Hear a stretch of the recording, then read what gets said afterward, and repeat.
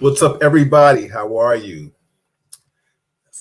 Special edition Thursday. This is Real Talk Chronicles. I'm your host, Bill Forster, and I am here with a special edition of Legends in Promotions and Nightlife Entertainment. And today I will be interviewing my good friend, D. Williams, Sparkle Entertainment. I'm sure he will be with us shortly. With that being said, Real Talk is sponsored by Soft Illusions Art Gallery. Bang. It's sponsored by the Daily Arts of Survival magazine, which yours truly is in that magazine, one of these magazines.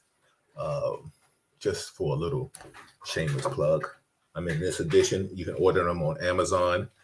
And I am in, I don't know what magazine this is, if it's the third edition or the second edition. And yours truly is there. For those that don't know, I am a martial artist, along with so many other titles that I may wear in this world. It's also sponsored by Melba's restaurant, Melba Wilson. And it's also sponsored by Leon Ellis, Chocolat and Harlem Underground. So I will mention those individuals throughout the show tonight, just to make sure that you know they are sponsoring Real Talk Chronicles. Tonight is my edition of promotions and legends and promotions. And I'm honored to be a promoter. I think I know I do have that legendary status, which is good. Hey, Antoinette. Hi, Antoinette. How are you doing? So I decided it's like a forgotten art. You know what I'm trying to say? It's lost. So I wanted to give back. Tonight is my edition. I wanted to give back to those that have done this work that we've done. And with that being said, I've interviewed Black and Gold. I recently interviewed, I've done some DJs too, Red Alert, Reggie Wells. I will be doing more. I will be doing legends. What up, Los? 4-star, yes, thank you, baby. And I have a segment where I want to do with my brothers like Los and Lamont, Marcus, guys that have held that excellence of promotion down too. You know, a lot of times when we talk about legends and promotions, we talk about the eclipsing 1,000 people for a party and doing it consistently. But there are people like Real Deal, Paul Productions, Mike G, guys like that have paved the way and earned their respect. And I promise you guys, I will get to you and show that kind of love that is deserving of you. Because like Los and I were talking earlier, it's a good look, man. There's nothing like the times we had. Hey, Janet, I see you, J-Lo, in the building. Appreciate you. Janet knows, you know, I used to be part of Nubian Gold. Rest in peace, Kenny Dinkins. Then I branched off and I started 4-Star Entertainment. And then I did some events, and then I hooked up Mike Eddy. And Mike Eddy and I had a awesome run. And then along the way, we brought some people in with us. Taquan, Rodney, and rest in peace, Thad, things of that magnitude, because we reached back out. And I will get Mike on one day so we can talk about our history too. With that being said, happy Thursday, Stefania. So right now, what we're doing, we're waiting for our guests to come in, and we can start talking to him and see what his whole history was about. I think a lot of people are excited to listen to D. Williams talk about his beginnings and how he became a promoter, him and Butch. Shout out to Butch Greer also too, and let him tell his story. I don't want to spoil all the history, because I don't know all the history, but I want to hear his history. Happy Thursday, everybody. It's a dreary day. I hope you're still being safe. You know, let me just run down the Real Talk Chronicles segments. What's up, Rob? Bob Taylor's in the building. Darlene, what's up? How are you, sister? Coming chiming in from YouTube. So happy I caught this segment. Real talk. Let's go. Absolutely. Every Monday, the first Monday of the month, we have Assemblyman Al Taylor in. The second Monday of the month, we have Dr. Marilyn Corder in. Hold on. We have Dr. Marilyn Corder in. The third Monday of the month, we have the First Lady of Def Jam, Allison Williams. For those that didn't know, Allison was in a coma and she came back. She has a song, Just Call My Name, First Lady of Def Jam, Nights Over Harlem, accomplished artist. So she was back. It's this phenomenal show. If you're watching from YouTube, subscribe to it so you can see all the content that I put out there. And the fourth Monday of the month, we have Pastor Kevin Graves and we have Spiritual Talk. And he breaks it down more into a layman term for those that want to need a spiritual healing or listening, you know, because we can talk about all the hoopla and the nonsense and things like that. Paul Martinez, I see you. What's up, Corey? How are you? J-Lo, what's up, sis? So with that being said, every Wednesday of the month, we have Chuck, who's a retired law enforcement officer, Lieutenant Kevin Branzetti, he's a retired law enforcement sergeant, and myself, I'm a retired detective. For those that didn't know, a retired NYPD detective, and also Richard Williams, a community activist person. And we sit down and we dissect it and talk about cases involving law enforcement. And it's very interesting. It gets nice, heated, and juicy sometimes because me being an African-American, I give it to you from that view. Kevin, a white man, he gives it from his perspective. Chuck is an African-American. He gives it from his perspective. And also, Richard is a African-American man.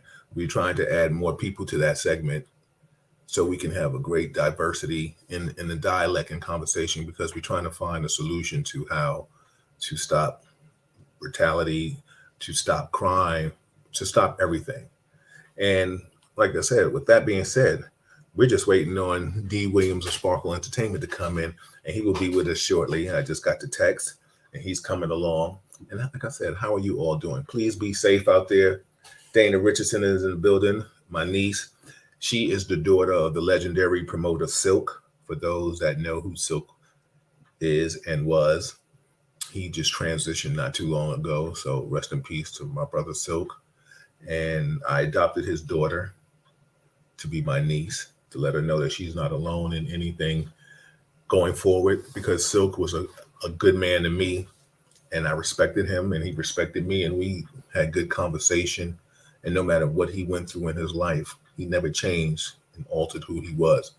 So rest in peace to Silk. And like I said, his daughter is my daughter now, so I adopted her. Rodney, Black and Gold, what's up, baby? Bill Carlos, J-Lo, and most respect to the pioneer Dennis Williams. Exactly. Shout out to Black and Gold is in the building. Mike Green. We had that segment too. I'm probably going to post that again. Or Mike, we might have to bring you back. And I got Brewmaster on deck. He wants to come in and chop it up. Carlos. Very cool, brother. Yeah, Silk. May he rest in peace. Absolutely. And that's what we were talking about. And without further ado, I'm going to bring in my brother, the one and only Sparkle Entertainment, Mr. D. Williams. What's up, D? Yo, my brother, how you feeling? I'm good. Move over a little bit. I want you to get all that screen. There you go. I want everybody to see you. No worries, brother. No worries. Peace and blessings to everybody, all your watchers, all your millions of watchers throughout the world. Yeah, man. So it was so funny, D. Like I came up with this concept because doing this podcast, I do all of the political stuff and other things of that magnitude. But then I thought about what happened to the one thing that we do that is like a lost art now, and people don't recognize us. And relationship wise, it has caused conflict in a lot of our relationships because people didn't think of us as a lot of people didn't take it as a business, and they just sort of the party aspect of it. Unfortunately. Yes, unfortunately. So without further ado, just tell everybody how Sparkle Entertainment came to fruition. Well, that brings back happy memories for me, to be quite honest with you, Bill. And I'll try to do it as briefly as possible. Take your time, baby. This is all about you tonight. You got 2 hours, baby. This is all about you. Well, it won't take that long to tell the story, but back at Lehman College in the mid 80s, early 80s, I should say, Calvin Ricketts, the late Calvin Ricketts, myself, and of course, my good friend Al Taylor, currently our assemblyman in the district that I live here in Harlem. We basically all ran into each other. In Al's case and mine, we ran back into each other. We had known each other since we were teenagers, Al and I. And Calvin used to fall asleep in my class that I was taking with him all the time because he was working a double shift. He worked at the post office. Mm-hmm. And one thing led to another over the course of a year or so. And the concept of doing events and parties came to be. We were known back then as Ace Production. Mm-hmm. I was fortunate in the fact that I had a solid background going back to my late teens and early 20s. I want to give a special shout out to a gentleman who had also passed away, well known in this area here where I am in Harlem and Sugar Hill, Charles Bogley. We all called him Uncle Charles. Mm-hmm. And he, in fact, showed me how you can have an event or make that plural, events, with just a dream and desire on a shoestring if necessary. And I'll explain. Back in 1975, 76, the Apollo Theater was really going down. They weren't having acts like they used to. I spent a lot of my youth in the Apollo and saw all the major acts, James Brown, whoever, everybody, Gladys Knight, everybody that was hot back then. That's where they came. So the 70s come along, and of course, there's different options. The place started going down, ownership changed, I believe. Long story short, Uncle Charles had an idea of putting together a talent show of amateurs from all across the 5 boroughs. And we had tryouts here in the neighborhood, in the community center, the Wham. For all the people that know me, they know the area, they know about the Wham. And we put a tremendous show together. We did I think it was either a week or 2, and then they brought us back and we did another week. And I had an opportunity to see how the intricacies of promotions can really come about once again, because we had to put everything together. And there were a number of celebrities that would come through, older celebrities, but the celebrities never left, whether it was Honeycombs and a number of the other dancers, Sandman, Sims, all this stuff. These people hung out and were affiliated with the Apollo. So a lot of times, if you just kind of like a fly on the wall, just hanging around, keeping your mouth shut, you can learn something. And that's what I did. And I kept that knowledge with me, not knowing that I would ultimately end up doing promotions. But when the opportunity came, I seized it, just in some form or fashion. I've always been a people person. And folks tend to tell me, or I guess I can say it at this point in my life, I always had the gift of gab. And my confidence level it didn't waver, So it was fairly easy for me to come up with a concept and be part of a concept. It wasn't my entire concept. Let me not say that. It was Al, Calvin, and myself. I started out basically doing public relations with them, which was public relations / security in case somebody got out of hand, that had to put them in check or whatever. But we had rare occasions like that. When I was a younger man, a long time ago. Exactly. Absolutely, brother. We've aged in wine like fine wine, brother. Absolutely. Yeah, nobody wants you to put their hands on it for sure, Bill. We all know that, Black Belt Jones. Come on, brother. I'd have read to some people with my tongue, but if it came to it, we didn't have a problem going the other way either. But that absolutely. Yeah, but we're much calmer now. Yes, absolutely. Yeah, and that's a beautiful thing. Let me just shout out to people that are chiming in here. We got J-Lo. She's in here saying hello. Denny Mo is in here giving the props, talking about his mentor. Brewmaster is in here. Much love. Oh, Brewmaster, Denny Mo, my man. Yep. Black and Gold, Mike Green is in the building. He's saying hello. Carlos. Man love to Mike. Carlos, Real Deal. Everybody's in here. Also, too, Annette Beckworth is in here. She said Lehman in the building. Lehman College is in the building. No doubt. Yeah. One of the So, sweetest women you'll ever meet. Yes, Much she love, is. sis. So, and we have Silk's daughter in here, Dana Richardson. You know, so yeah. yeah. She's the one we spoke to that time. Absolutely, yeah. Absolutely, brother. Peace and blessings, Dan. I just couldn't remember your name. I remember the conversation though. Yes, absolutely. And also too, Reggie Wells might be chiming in later on. He told me to tell you what's up. Monique Armstrong is in here. Yeah, she said hello, D. William. Tell Reggie I'm still looking for my $20. Exactly. That's just a running joke with me and him. He doesn't know me any money. I'm just teasing him. Darylyn Robinson is in the building. She said, "What's up, 4-star? So happy to come on to this Real Talk with D. Williams." Lorenzo Ellerby he says, "Talk about your DJ skills." You used to DJ. See that brother there's another very good and positive brother from the Boogie Down Bronx. This is prior to my days of promoting. Rezo and I played ball at Wyndham College in Vermont together for a couple of semesters. Long story short, and he's done so many wonderful things in his time in his life. He's also thank you for your service, Renzo. I know you served also. I started out. Actually, I did any number of things trying to work my way through college. I was working at a radio station. I had aspirations. I was always a big music fan, loving growing up, listening to WWRL and BLS. And it was pointing me in that direction. I was thinking in terms of trying to pursue that. I had a couple of offers up there, as a matter of fact, but I didn't take it as seriously as I should have. But it wasn't for me. That's the way I look at things. You know, sometimes in life, you know, opportunities may present itself, and you know, you can't beat yourself up over the ones that you missed. Maybe you missed it for a specific reason. You know, wherever you are, that's where you're supposed to be. Absolutely. So D, let's take it back. You're leaving college. You're thinking about doing events. You start doing events. Shout out to, of course, Butch Greer. Much respect. I was going to get to that. Okay. I was working my way to it. You told me 2 hours, man. But no, you got no 2 hours because this is your show. I'm just replying. Excuse me when I'm looking down. I'm just replying to the people that's saying hello to you. Shout out to Monique Armstrong. That's Silk's niece too. She's in the building. She's watching with us. So respect and shout out to everybody that's chiming in. Big blessings to anybody in Silk's family. Yep. Gentlemen, through and through. Good brother, gentlemen, through and through. So go ahead, brother. This is your platform. All right. Take the lead. So tell us how it starts. Go ahead. So moving forward, we started making moves, doing smaller events.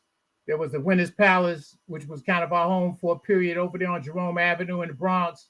Mm-hmm. And we brought in acts like Blue Magic, acts like Billy Paul. Now, you got to remember, this is the early 80s, so these records were still resonating with people.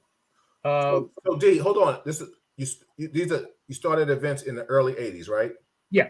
Okay. All right. Go ahead. I'm sorry. Go ahead. Just want to No. Everything's all good. So we would go wherever the rooms would allow us to, and we're pulling in 200, 300 people every night. Not every night. These were the rough times building up to where we ultimately took the organization to. I don't want to sound like we're the mob or anything, but we took Sparkle to. When we were Ace Production, we did those type of venues, and then we started doing 70 West. I know a lot of people will remember 70 West. Absolutely. I met my late wife there, as a matter of fact, at the party. It wasn't a Sparkle party, but I met her at a party there. A lot of people got memories of 70 West. Yes, it was a beautiful, nice spot. Rest in peace, Emerald Cook. So, yes, rest in peace. The Cook Williams, I should say. The fact remains, though, that as we bounced around and started building on these things, these situations, and meeting people, and I started getting more involved in the events. We were doing all kind of really, really,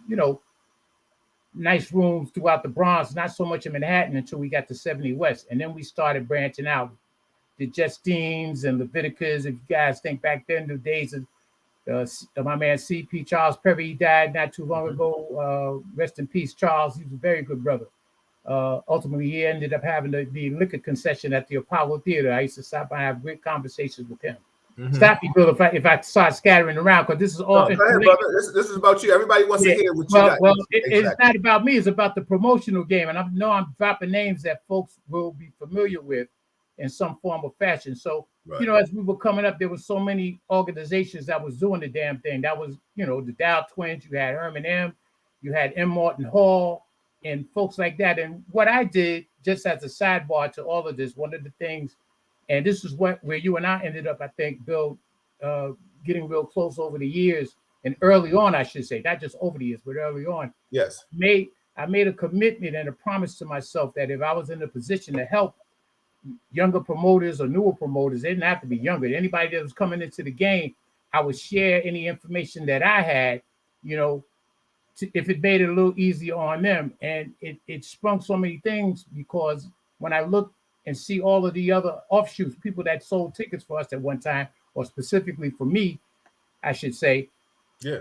they basically went on and they started their own organizations, Absolutely. which is great. That's what you want.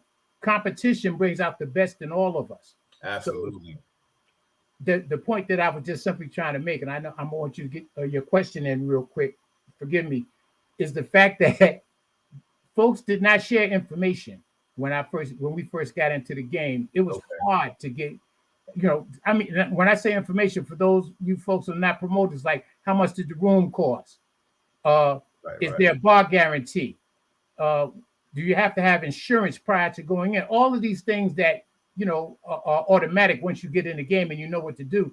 But folks wouldn't share this information. I got the room for this, you got the room for that, And a lot of these folks, they didn't deal with us. It was a lot.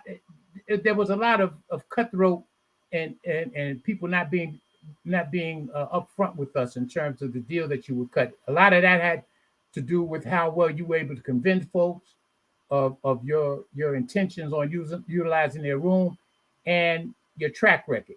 And like anything else, you can't build a track record if nobody gives you a chance to have a room. So it was challenging, and that's what I enjoyed about it. I like the thought of bringing people together and making extra money also in doing this. I always had a regular job. Shout out to the state of New York, who has been my employer for over 30 years. The last 24 with the Dormitory Authority. I'll be looking at retirement before too long. I'm under no stress. I like my job, and I'm well paid, by the way. There you go. That's a beautiful thing. There you go. But I always kept a regular job, man. Because the promotional game was real up and down, as we know, and you have to have not just heart, but you have to have kind of like the soul of a gambler. Yes. To be involved, because you're going to take a loss, along the way. You're going to take a loss. And people don't understand that, Dennis. A lot of times, like, I think the one thing that, shout out to all the promoters. We got DJ Ace in the building. We got much love, Ace. We got Troy Hayward. We got Charles Taylor, the photographer. We got Ralph Spencer, part of the party people. Charles, Troy, much love. LaShonda Weathers in the building. We got Princella Johnson in the building. Pam. Listen, we got people chiming in, Sparkle, and they're just showing the love. And Mike Green said, shout out to all watching this show. This is what's up. Real talk. I appreciate that. But they chime in. Bill, let's get it right. I got love for everybody, and I'm sure there's some affection for me. This is about you, also, my brother. Yeah, but I want to pay homage. Wait, you're gonna stop and give you your flowers, because you created a venue to discuss these matters openly in a positive format. Yeah, so it's not just word of mouth or anything else. Thank you. I appreciate that. And what's so funny? I'm glad you said that, because the bottom line is I have a slogan that I've always said: a story ain't true unless somebody can co-sign it.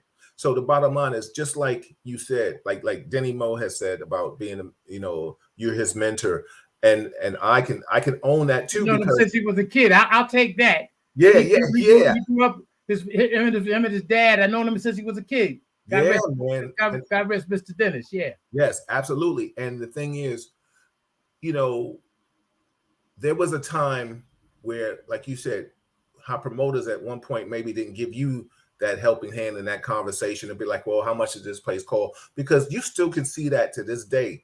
And it's probably worse now than it was when we really had. And I was just talking to Carlos Gonzalez, Real Deal Entertainment. We were talking about that earlier, how our era at one point, it was real respectful after you at the time, Steve Gilliam and you guys, Melvin and Lincoln had the pinnacle of success, and people like Mike Eddy and I were coming behind you guys, and Black and Gold were coming behind you, because you taught us the way. You taught us the way to how to make money, be respectful.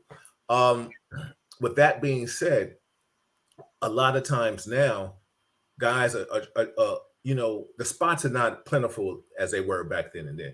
I mean, you got Ace in here talking about the Omni Hotel. I mean, if you think about it, just and we have Monique talk about Tavern on the Green. If you think of some just right off the top of your head, D, name some of the spots that you promoted at.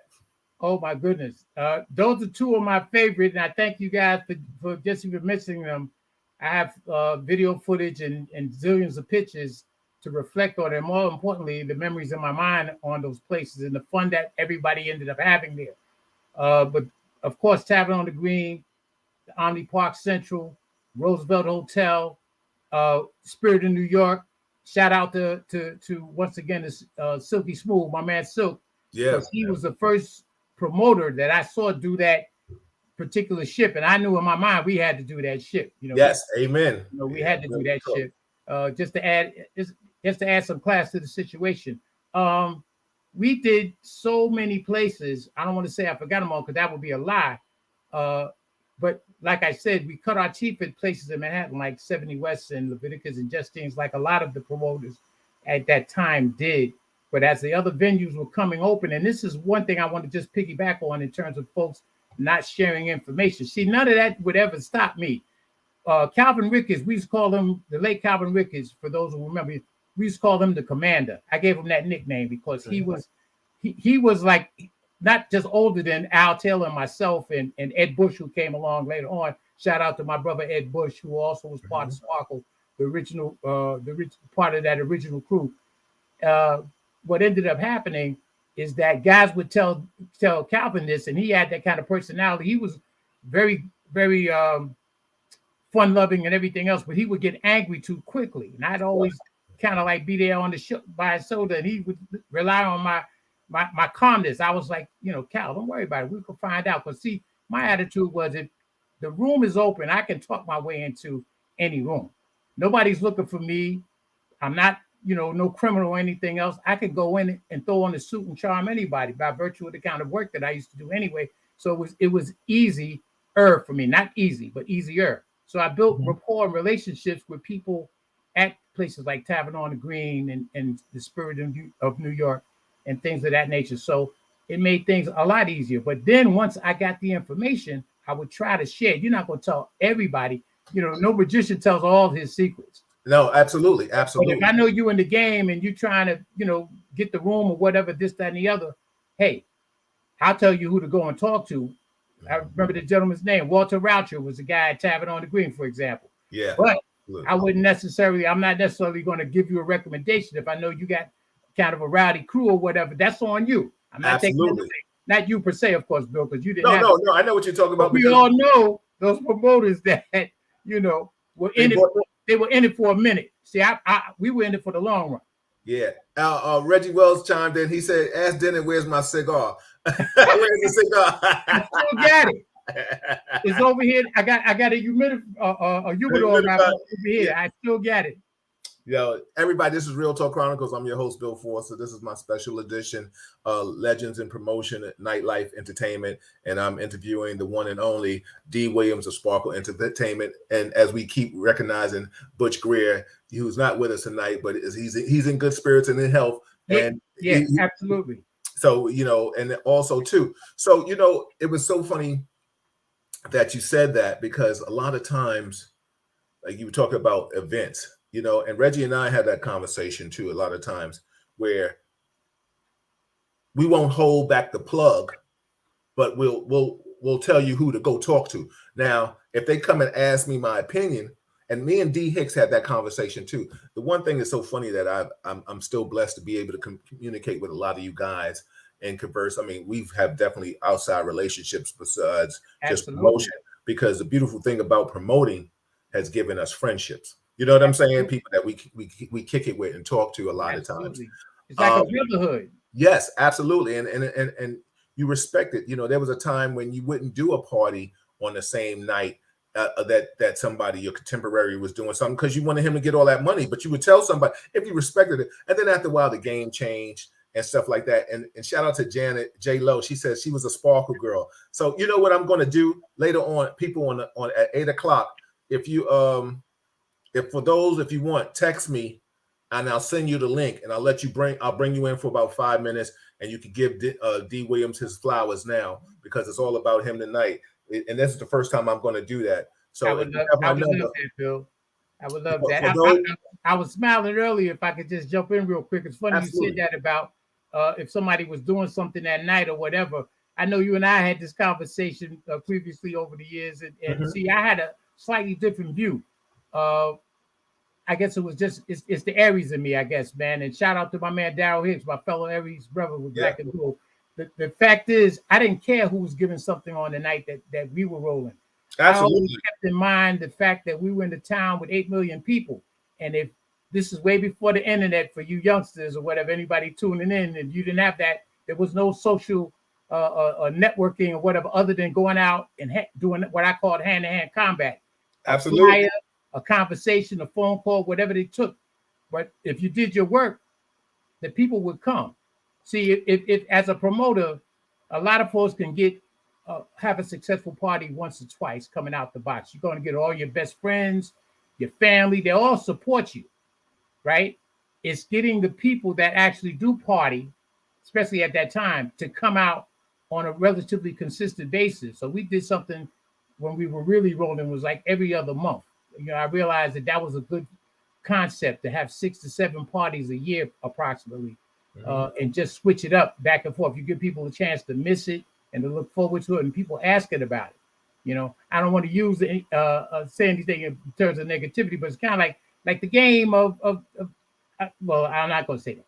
No, Sparkle. Listen, this is the beautiful thing about internet. Listen, we on. No, I understand. I understand, Bill, but I'm just saying, just in terms of growing up here in Harlem, I done a lot, seen a lot.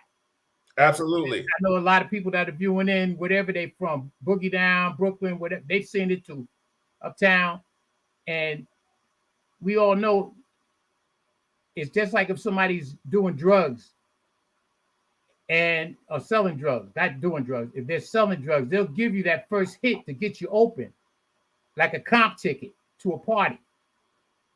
Because they know you're going to keep coming back. The good thing is we weren't selling drugs and death. We were selling happiness.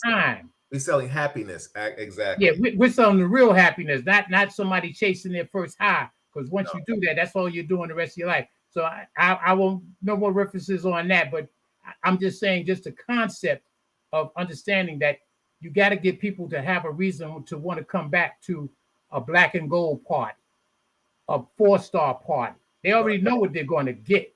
Absolutely. Sparkle party. We haven't given a party in like 20 years. And I walk through Harlem or ride through Harlem, whatever. People see me. Yo, D, when's the next party? Yo, people walk up on me. I recognize their face. I'm bad with names.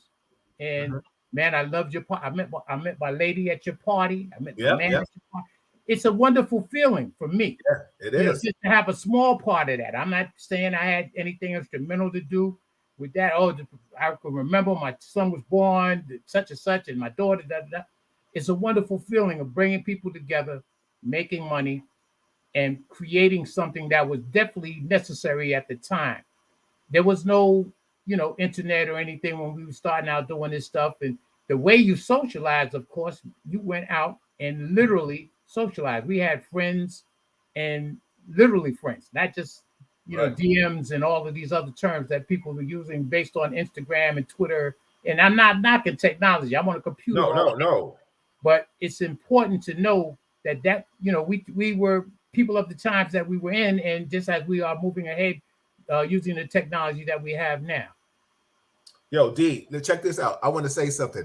Could you imagine what we would be doing if we had today's technology, when we had to go out there and stand and pass out flyers? Hand-to-hand combat. Yo, listen, give LD, rest in peace, LD all day, night. Chicken nuggets. Henry Hill, Tony, and all those guys. Just shout out to all the guys that pass up. And my man John Taylor, always. John Taylor, exactly. And the Dow Twins, much love, Brewmaster, one of the best that ever did it. And one of the very best that ever did it. Absolutely. Shout out again to Brew. Yeah, and I'm gonna let Brew come on later on too. And like I said, all you guys, anybody that wants to give Dennis a shout out, if you have my number, text me or inbox me, and I'll send you the link, and I'll let you come on. In 5 minutes, we give Dennis his flowers at 8:00.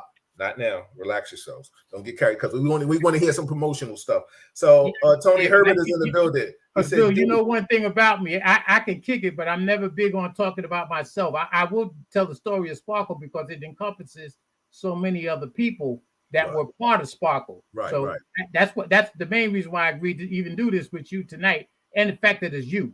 Yes, I appreciate that. It ain't about me, it's about Sparkle, because we're gonna get to my man Butch Greer in a minute. I know we definitely got to shout out Butch. Yeah, and you know, it's so funny. A lot of times, like, the beautiful thing about you and Butch, you know, you were two handsome men, and you both were tall, and you commanded a presence in the room. It's just like you guys were a team. But the one Tony thing Toon used to call us the Twin Towers. Yes. Shout out to Tony Toon. Yeah. Because Tony Herbert. Yeah, Tony Herbert on the political side, but he'll still go as Tony Toon. We know what's up, Tony. And Tony, text me around 8:00, and I'll send you the link so you can come in. Rochelle Hodges is in the building. I think. Hey, Rochelle. Yeah, exactly. So we got people chiming in. Like I said, Troy Hayward's in the building. A said, I gave out flyers for Herman M to get in the game. Wow, and also, like you said, Reggie Wells Ferguson too. Shout out to everybody that in like the fourth, everybody that we've seen come along and transition and do this. Because let me tell you something. We remember we would meet up at Cliff's, you know, trying to support Black business and get the flyers. Rest in peace, Cliff. Shout out to Cliff. Yeah, rest in peace. And let me tell you something. You taught me something a long time ago, and especially, and I'll tell a story later on. What? Never sleep with your money? No. You told me always make sure your flyer is up to par of quality standard, because you said, Bill, you said this is your business card. So when you hand out this flyer, if it looks cheesy or sloppy or messed up, a person will hold a quality gloss flyer and take it with them. You know what I'm saying? They may read it later, but you always said make sure you have a quality flyer with you.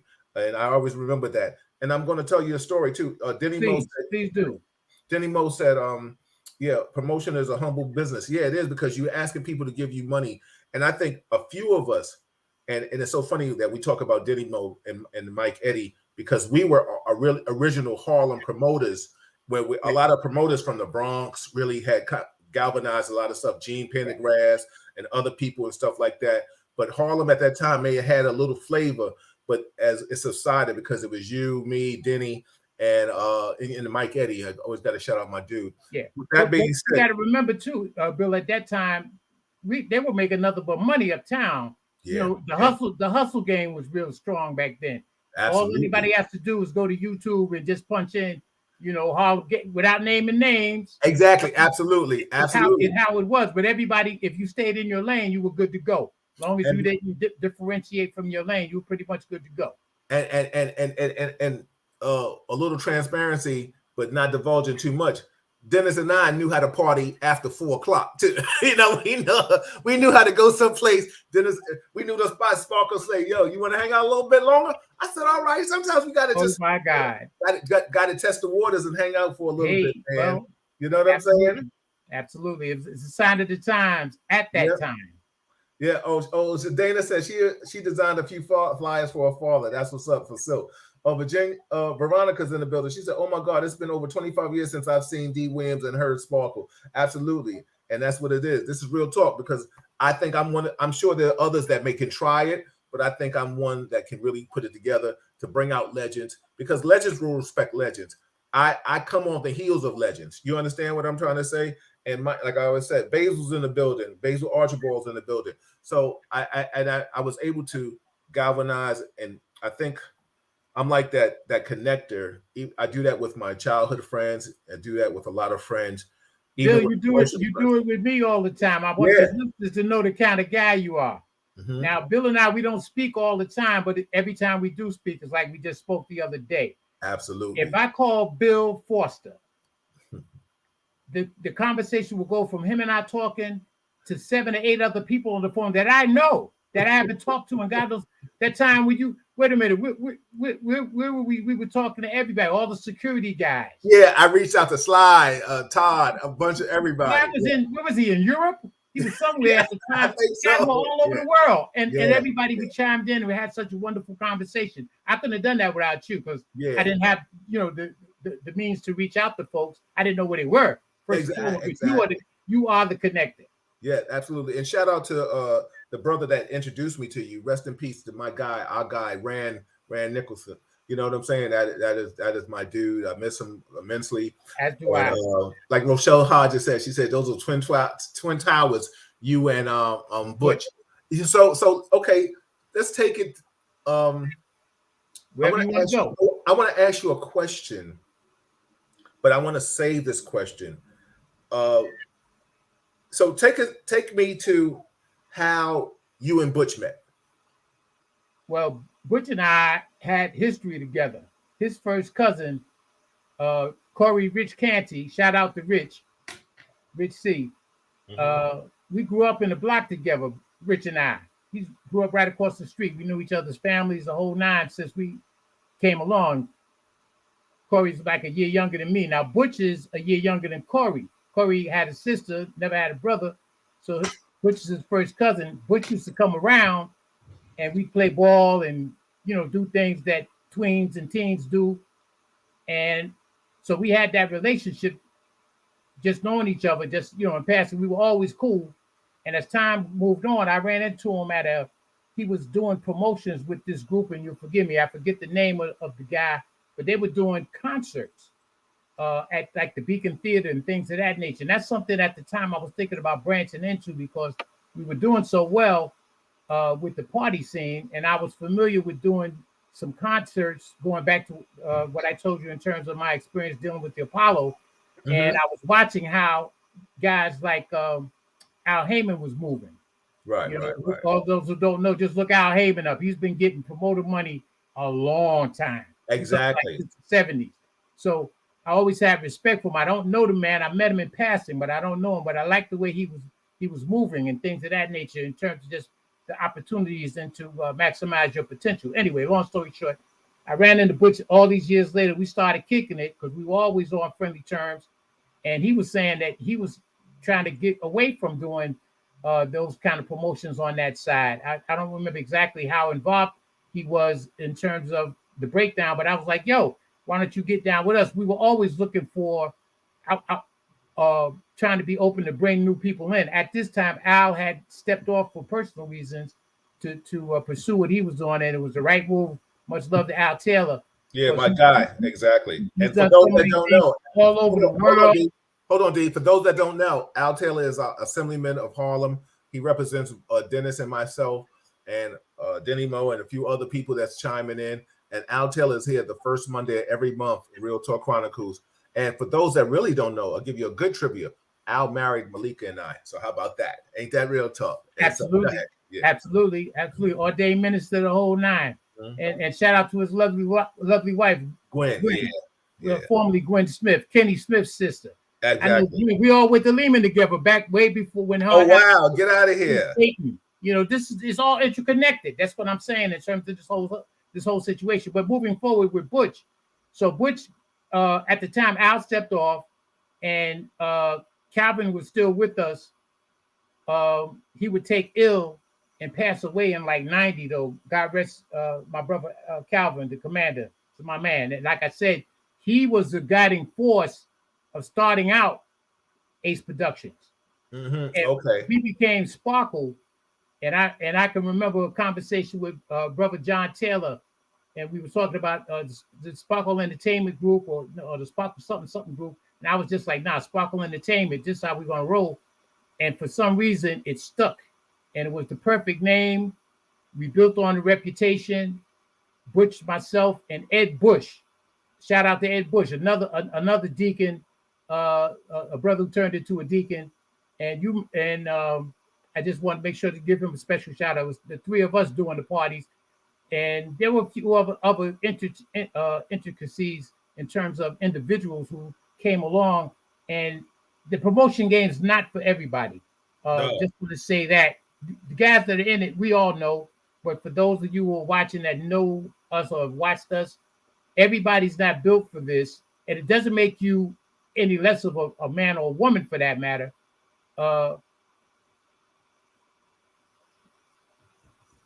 You good? I got you, D. I'm You still get with me? you. Yeah, I got you, I brother. can't see you. Yeah, no, yeah, I still got you, brother. Let me just read something from YouTube, because first and foremost, everybody, this is Real Talk Chronicles. I'm your host, Bill Forza. This is a special edition of promoters, legendary promoters in nightlife entertainment. We have D. Williams, Sparkle Entertainment, and Nia Allen says, "So grateful for you, Dennis. Because of you, I had the opportunity to celebrate my 25th birthday at Tavern on the Green. Thanks so much, Nia." Sparkle Thank you, Entertainment. Nia. Yeah, exactly. So shout out to people that are watching from YouTube. Shout out to people that's watching from Facebook. I know all you promoters. Don't let me spark it come at you. You better share this. Just go under. If you're watching it on my Facebook page, you better push that share button, because listen, we all wanted to go to a Sparkle party. This is legendary history right here in the promotion game. This is promotional law right here. Like, this is like, oh, you know what I'm saying? Like, yo, don't get this shit twisted. Nobody out here, nobody out here get this twisted. And like I said, I had the pleasure of, and I started off with Black and Gold. Shout out to my brothers, Black and Gold in the building. But also, too, I had Melvin, Lincoln, and Sam Tuga in here.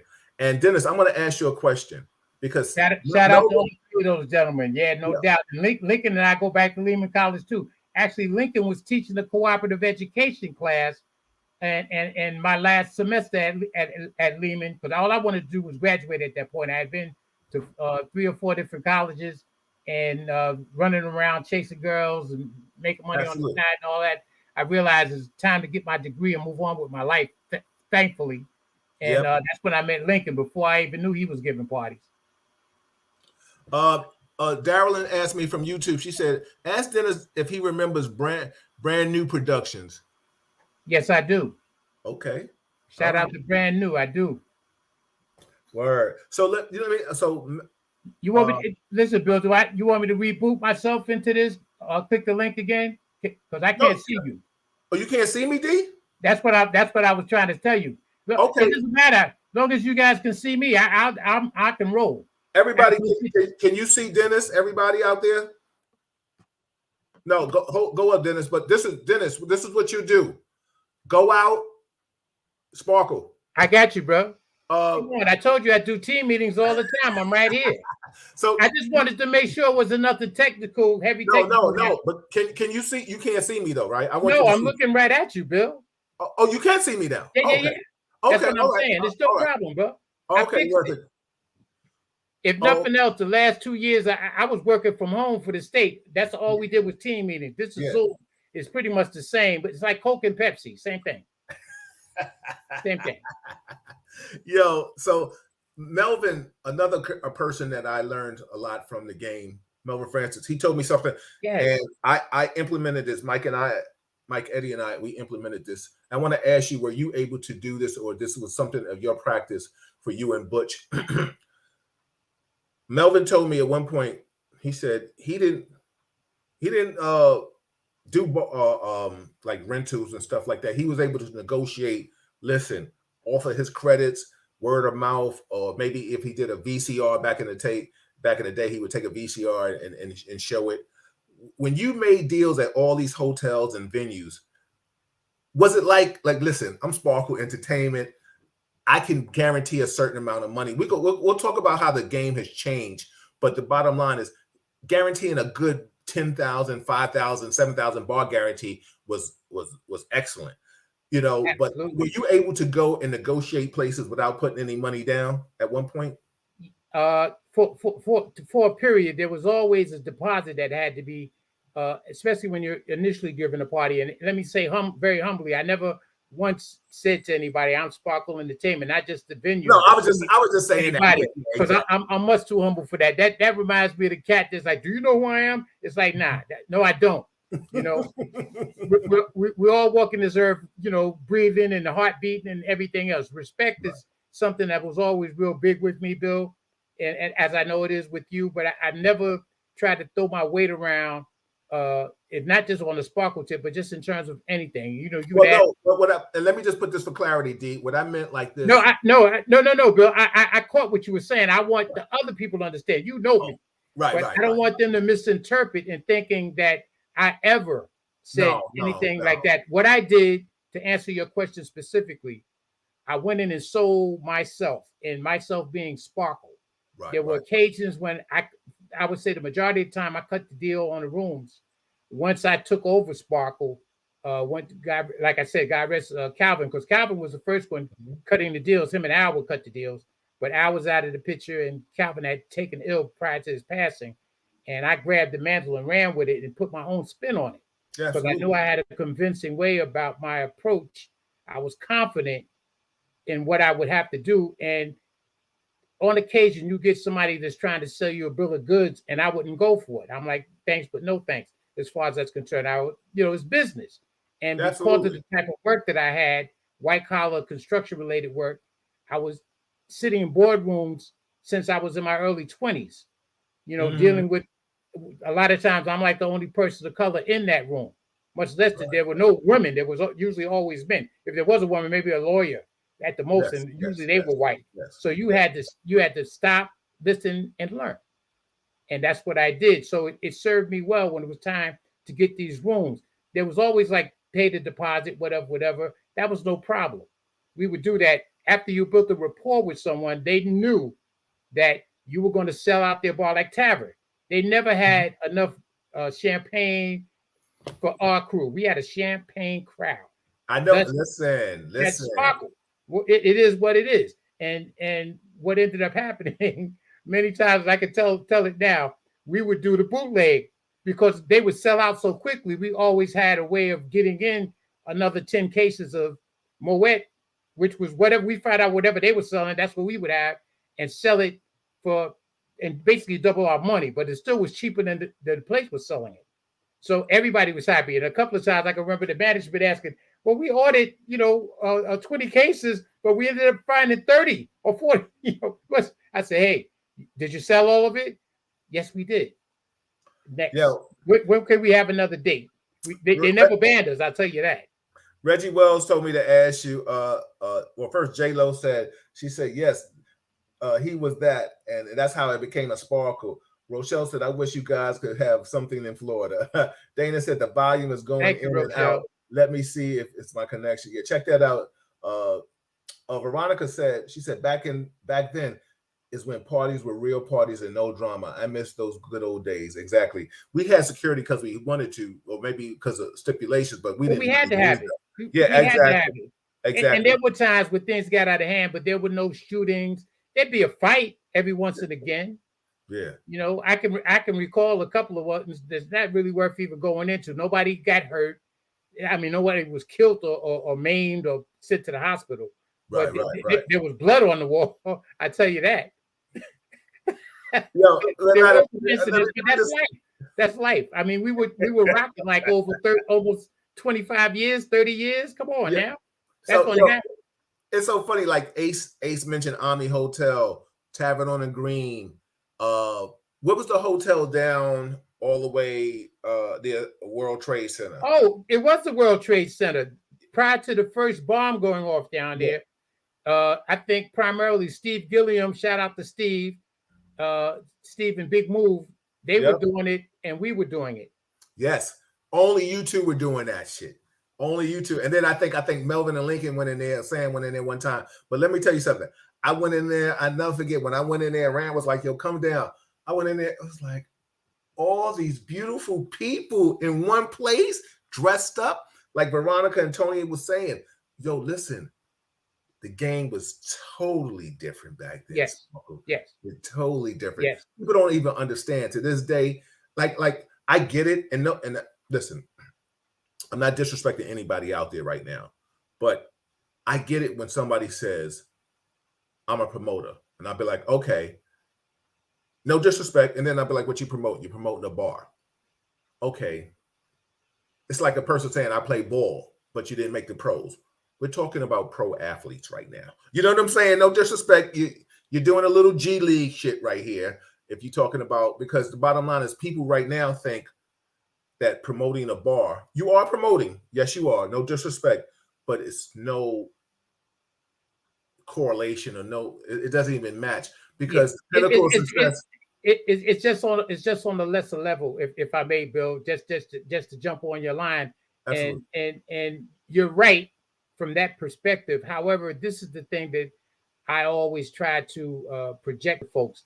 I didn't invent the term promoter's courtesy or professional courtesy, but I would call it promoter's courtesy. And you didn't have it. I don't care if you had 25 people at your party. You had a flyer to give out. You came to my event. I wasn't trying to charge nobody to bring for them to come in. You don't know who somebody is. You come to me like a gentleman or a lady, and it wasn't a problem. See, I understood the thought of good PR is what I'm trying to say. And it fit my personality. I wasn't trying to get anything monetary from these individuals. No. But see, what goes around comes around. Because I do recall, and some of these people might be on this call tonight, folks that, and it's cool because we're all different. Everybody's not the guy that gets along with everybody and the flip guy and this, that, and the other. What we have in common as being promoters, but we're all people. So we have diverse personalities. Absolutely. I remember the folks that there were people that disrespected not me to my face, but Sparkle. And if you disrespect Sparkle, you disrespected me. Absolutely. You know, where people would almost look down their nose. Not often, but it happened on occasion.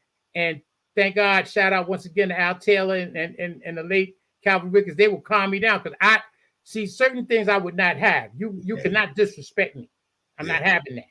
So I took it personally. It wasn't like disrespecting Dennis or D. Williams. It's disrespecting the organization I'm affiliated with. Which brings me back to your thing about the promoters. So everybody starts out on a lower level.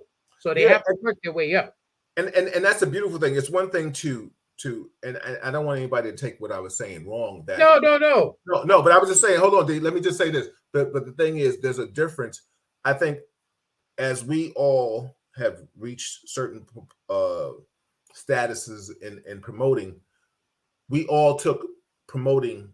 The pinnacle of success for a promoter was probably reaching 1,000 people. That's when you were like, I'm doing it, right? And doing it consistently. So shout out to anybody that's done that or is trying to do that. So like you said, I never shunned a promoter too that came to my door that he told me he was a promoter. I would let you in. You couldn't come with an entourage. You didn't earn that right yet. But a sparkle or shout out to, like a Stan Dennis, like guys that I looked up to that showed me the game. And like, you might come to my door. Sammy Feinberg. People names are going to be popping into my head. Sammy Feinberg. Sammy Feinberg. Exactly, man. Much respect to Sammy. Yeah, rest in peace. And so I say all that to say, I've watched, I never forget, like I have a collage up right now, and I said, and I put it like the history of 4-star entertainment. And I did it because one time, when Facebook kind of really came to fruition, somebody reached out to me and you send friend requests and you see, so I'm using you as an example, say a Sparkle Entertainment, and they have mutual friends. And now we got 400 mutual friends together. Okay, cool. So next thing you know, now you get somebody that pumps an event at me and they say, well, listen, I'm having an event. So I'm like, okay. And they said to me, so I said, okay. I said, I'm just saying, I'm assuming like it was Malika and I'm just using that example. Yeah. I said, okay, put me down +1. They was like, oh no, I'm charging so and so. So I said, well, wait a minute, hold a fucking minute. And that's your lady. Yeah, I know, not even that. I said, you're asking me to pay. So I was like, wait a minute now. I said, and I'll have this conversation with any promoter out there. The game has changed, and I've seen it change right now where promoters are asking promoters to pay. I think that's so whack because the bottom line is you would promote another event, a promoter's event, when you would say to him, you say, yo, like if I would call you, I would say, yo, Sparkle, can I come down to the event? You say, absolutely, B. And then I would tell anybody on my social media network via phone or telecommunications, listen, because people, just like I'm sure you know this, and any promoter out there that's listening, somebody would call you on a Saturday or Friday night and say, yo, what's happening? I'm going to go out. I got some friends in out of town. I just want to go out. Listen, Sparkle, Real Deal, Brewmaster, Denny Mo, anybody, whomever, Black and Gold, they're doing a party. Go there. Wait a minute, it's more at the door.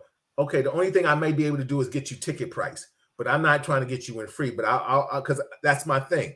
People don't understand there was a code of ethics. You went to, if a promoter let you in a party free, you went to the bar and patronized his bar because, at the very least, because that was the way he made his bar guarantee.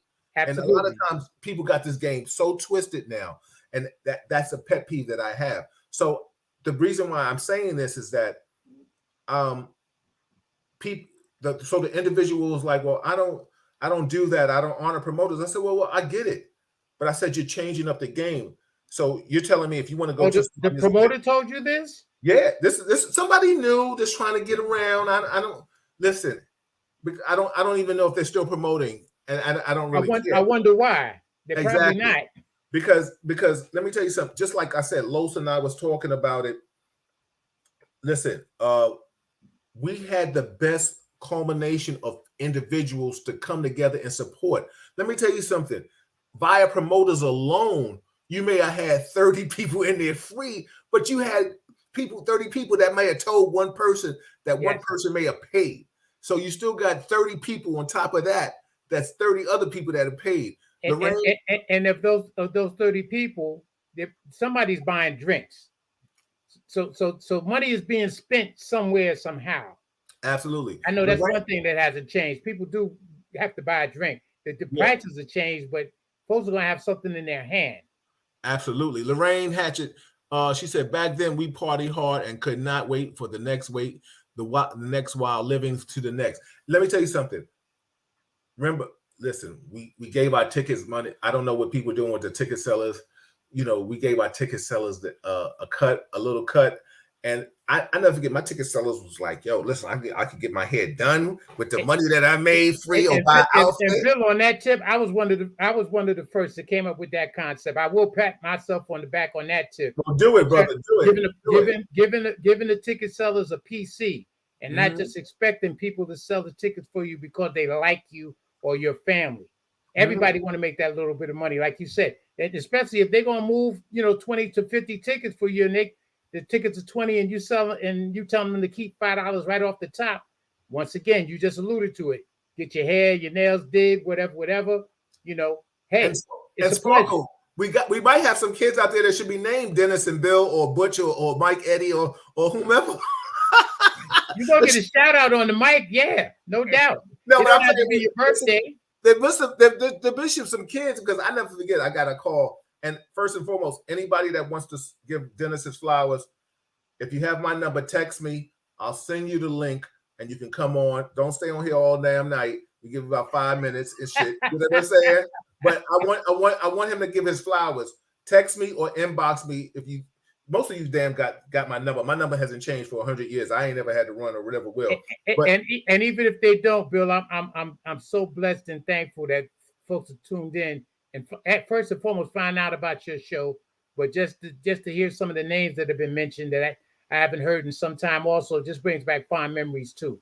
Me, I've always been kind of low key about stuff like that. Even when we started doing, I thought about it this month because my birthday is next Tuesday.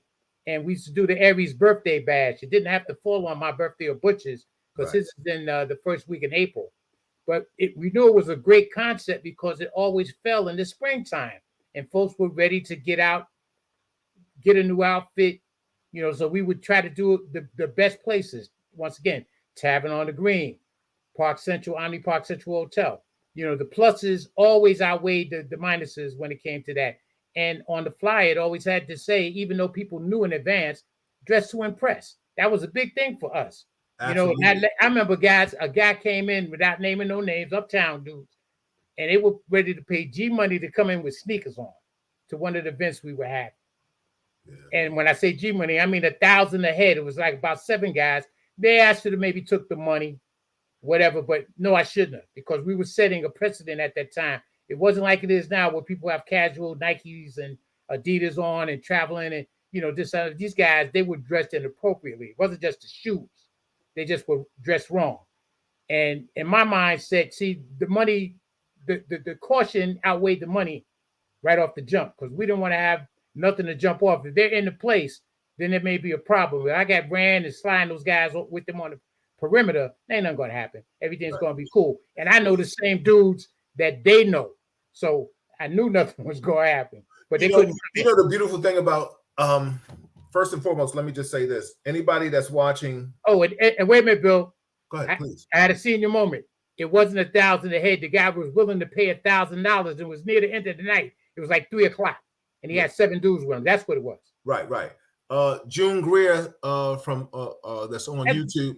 That's Butch's former wife. Oh, June, what's up, sis? How are you? Let me tell you something, June. Peace and blessings, sis. You and Emerald, y'all listen, y'all will hold that door down. Boy, thank God for Rand. When he saw me, he'd be like, yo, it's okay, June. And because let me tell you something, you fine sisters would be looking at somebody and be like, yes, until you recognize my face after a while. I don't know, it's been a years. I've changed a little bit, I lost a little, but it's all good, Bill. Yeah, you know, exactly. Yes, Miss Sparkle is here. Absolutely. Respect, June. Peace and respect to you. Absolutely. Because no matter what, to me, she'll always be Butch's wife. That's how that go down. Well, she's still repping that name, June Greer. So exactly. So I'm gonna give her that props. You know what I'm saying? Well, okay, Denny. Okay, anybody, let me just say this. If you text me, I'm going to go to my phone as I converse with Dennis right now, and I will send you the link. But just hold on. So, because we want to give him his flowers. We're just talking about promotional law. We're just talking about the promotion game. The bottom line is this is one person that has changed and revolutionized the game. The one thing, Reggie Wells wanted me to ask you a question. He said, no, I don't owe you any money. No, he said, ask Dennis, do he remember Transition Production? Well, ask Reggie, what were the names of the principals or any of the principals or the cats that was down with them? What of transition? I don't remember them per se. Well, Reggie, you gotta Reggie, help me out with this because I don't know what you're talking about. So yeah, Reg, I'm sorry, brother. I can't recall who that is. It sounds vaguely familiar, but I'd be lying if I said I remembered them. Right. If you could say what kind of venue they did or whatever. Those are the things that usually always stuck with me. The places folks were known to do in the functions, if it wasn't for the names themselves. It's like with Al Williamson and Roland. Shout out to Al and Roland. Listen, everybody they were known for having like Nick players roll through. Yeah. And things of that nature. Everybody had their hook, what worked for them. And that was a beautiful thing because everybody had their place in the sun or in the moon. In the case of us promoters, the nighttime promoters, it's a good thing. Yo, anybody out there, please tell Roland to get in touch with me. He's such a humble brother. Sometimes he doesn't want to do stuff like this. I know it, but he's a legend in this game, and I need to talk to him. He is worthy, and I want to give him his flowers. Shout out to my guy. Rowan Lewis and Al Williamson, those guys definitely deserve their flowers. And classy affairs, classy parties. Their parties I could always go to and relax because I wasn't working. It wasn't a sparkle party. I could just relax and promote and shake hands. Yo, listen. First and foremost, hey Reggie, if you want to come on, send me something. Oh, Monique Armstrong, she said Manhattan Center. Original Dino said that's right. I almost forgot about Manhattan Center. That's correct. Yo, listen, you guys blew spots out the water. And let me tell you something. You set the precedent for people like myself and Mike Eddy to come behind. I'm sure Black and Gold. I never forget when we was at Sonia. Shout out to Sonia. She did the promotion thing, and you got an award, outstanding promotion. And the following year, I followed you and got the same outstanding promotion. So I was very happy with that. But I don't want to sound like I'm bragging, but which one is that? Is that the one with Tony Toon's group, him and Ace? Or? No, not that one. This was the one at the Alejandro. Yeah, they surprised. Shout out to Bunny. Yeah. One of the original Sparkle girls. As a Alejandra Ballroom. Yeah. That's but it funny. was so funny. Harlem Artist, she's still doing the damn thing. 2017, she gave me the lovely award. I have it over here in my wall unit. But it was so funny when Daryl and I saw you, we got up to run to say hi because Denny Mo had surprised you and told you just to come hang out, whatever. You didn't know. Oh, that was a different one. That was different also. That sounded. See, I'm very grateful of the awards that I have received, and some that were promised. I'm still waiting to receive. But it's the thought that counts. But that one with Denny Mo, I was completely caught off guard. And Denny, I hope you're on. God bless you, brother, because I went there under the assumption I just got back from Albany, from the Black and Puerto Rican what do they call it? The annual affair. Caucus, assembly caucus. And the long and the short of it is, I was dead tired, but I took a shower. I drove back, I took a shower, threw on the suit, because I was coming because of Denny. He tells me they're honoring him. And I was so proud of him. They never once mentioned I was getting a damn thing other than a handshake. So I come there and everybody, you're coming. He kept calling and asking. So I said, I got to go. This is my guy. I remember when he was selling tickets for me. I'm so happy that he's doing the damn thing itself and blew up and he's giving promotions. So I, like the proud uncle or whatever, I go down there and I was just taken aback, because I wasn't expecting anything. They called my name out and everybody's, putting their hands together. I got photographs of that. It just kind of brings a tear to my eye when I look at the pictures, just thinking about it. Yeah, y'all got me that night. Because I remember you and Daryl were sitting together. Yeah, and we ran to you, and Daryl. I got the pictures. Yeah, Daryl, his little fast ass, he beat me. He said, listen, I'm going to get my love first and shit. And we tried to get to you to show up. I think Mike was with y'all too. Yeah, it was a beautiful moment, man. That meant a lot to me, man. And that was coming relatively on the heels of my recovery from brain surgery, which is a whole separate conversation. That's when me and the dancing machine came to see you in the hospital too. Yes, sir. Yes, sir. Then shout out to Linda. Yeah, Los, text me or inbox me so I can send you a link if you're free to come on. You need to come on and pay some homage. So right now, I got some people that want to come on and pay some homage to you, D. I love that. We got Daryl in, we got Brewmaster, and we got Tony Toon. I'm gonna bring them all in, and then I'm waiting for Denny Mo to come in too. So come on, Daryl in, and come on, Brew, and come on, Tony. So first and foremost, Daryl, can you hear me first? Hold on, everybody.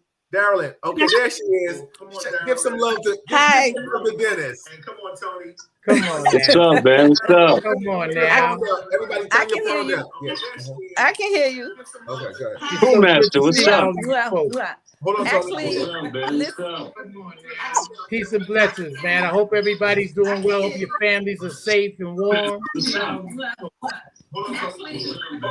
Hold on, somebody, Darylyn, if you watch it from your phone, bring your phone, use your phone. Hold on, somebody, Darylyn, if you watch it from your phone, bring your phone, use your phone. Sound like an old sparkle party. Somebody trying to get in at the door. Darylyn, mute your phone. I have my phone. Okay, go ahead. Say Williams is right here. Go ahead, Darylyn. I'm here. Is it me? Mute your phone. I don't know. Somebody. Okay. Or turn down your volume. Somebody. Yeah, turn down your volume. Turn down your volume. Oh, that is you, Darylyn. That is you, Darylyn. Technology. It's all good. So go ahead. Go ahead. Come on and say something, sis. We got love for you. Go ahead, please. Unmute yourself. All right, I'm gonna go to Tony real quick because Tony, you're unmuted. Darylyn, go ahead. We're gonna bring back to Tony. Toon is in the building, Barry. What's up, man? I'm gonna go to Tony real quick because Tony, you're unmuted. Darylyn, go ahead. Okay, I want to shout out. I want to shout out to D. You look great, Bill. This is great what you're doing here. Real Talk, Real Chronicles. I want to shout out. I just wanted to remind everyone that back in the day, there was a certain etiquette that promoters had. I used to work with Brand New Productions, and whenever Sparkle was having an event, we would not have an event on that same day, and vice versa for a minute until the game started changing. And I was so glad that you brought that up. There was a certain etiquette with when you wanted to rent a venue, and your first question should have been, can we have the bar? Okay, but well said. That game has changed. I enjoyed the Omni Central parties. Everybody would be sharp, and Butch. I remember June vaguely. I remember Butch, but I just want to say this is such an honor to be able to just share this moment with you guys. So thank you. Thank you so much for getting on, I remember love. Butch, but I just want to say this is such an honor to be able to just share this moment with you guys. Respect. So thank you. Thank you so much for getting on. Go ahead, Tony. Tony and Brew. Tony and Brew, you can come in, y'all. Come in together, man. What's up, man? What's up? What's up, man? Appreciate it. My big brother. It's good to see you, man. I've seen within the last few years prior to COVID. I'm trying to keep tabs on you because big shout out to Bruce Moore, the photographer, everybody's photographer. I talk to Bruce like once a week. That's my man, 100 grand. But Tony, I asked about you recently. I was on a call with me and Ace. Yep. Okay. And I've been, I follow you in terms of, your efforts to get in office, and that's coming, bro. Just keep doing the damn thing. And you always have been making a difference. You continue to make a difference. Shout out to you, my brother, for the work. But this ain't about me, man. This is about you, big bro. It's all good, but I just had to say that to you because I appreciate it. I respect your efforts so much. You know what I'm saying? Because you either one person or the other. You're either part of the solution or part of the problem. Right. And I only try to associate with people that are part of the solution. I appreciate that. I've actually, inquired about some of you guys, a lot of you guys, oftentimes, because you guys were a very big part of helping Dance Tracks to get to where it was at.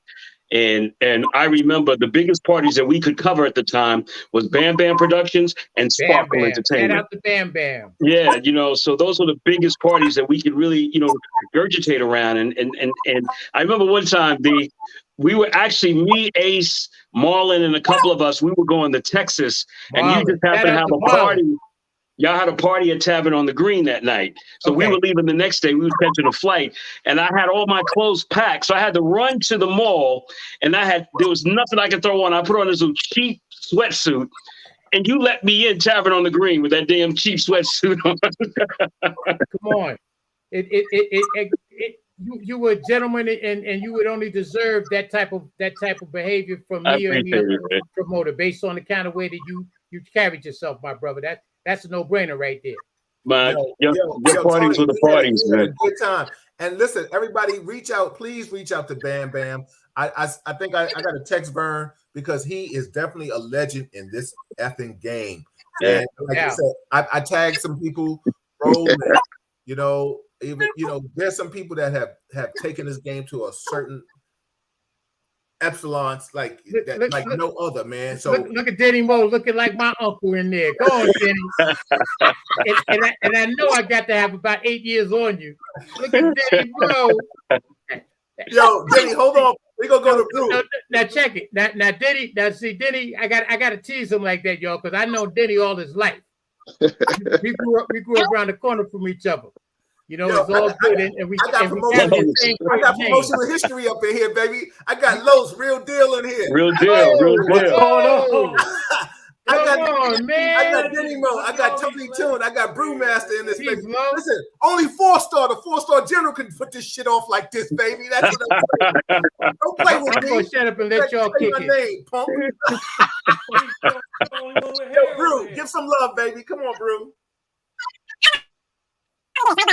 Whoa. What's that all about? Wait a minute. What's up with that skitter? No, don't do that, Brewmaster. Brew, I think you might be muted, bro.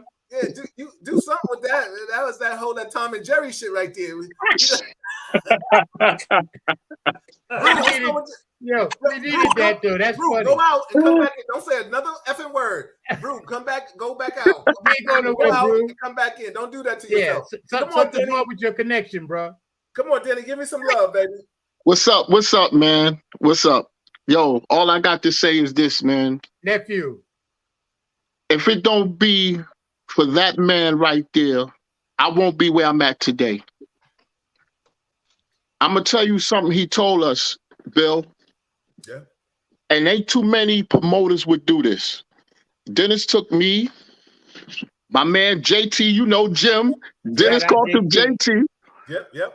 And a young T-Rock. He took me to the side. He said, brothers. Wait, hold He on. said, Mic check. okay, hold on. All right. Just okay, quiet now. Because that Tom and Jerry shit that was happening, we wasn't gonna let that go down right now. I don't know what the fuck happened. You next, Go ahead, Denny. Go ahead, Denny.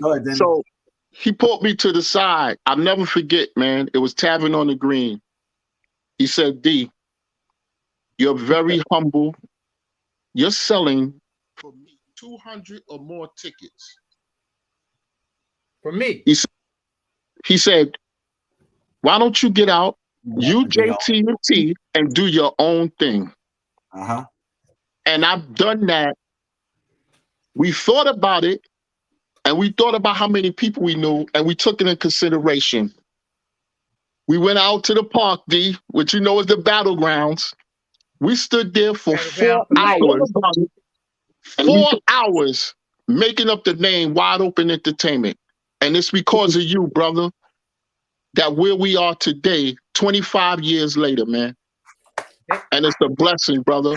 Thank you, Dad. And I'm very humble because now today in New York, we Aries, so you know how we are, D. We humble. We don't take this for granted. Exactly. And now today in New York City, they calling me one of the top promoters in the game. Yes, you know what I'm saying? Yes, you are. And I took an event that I piggybacked, which Bill knows, which Brewmaster knows, and everybody else knows. I took the Aries affair and changed it into the Aries Black Tie Extravaganza.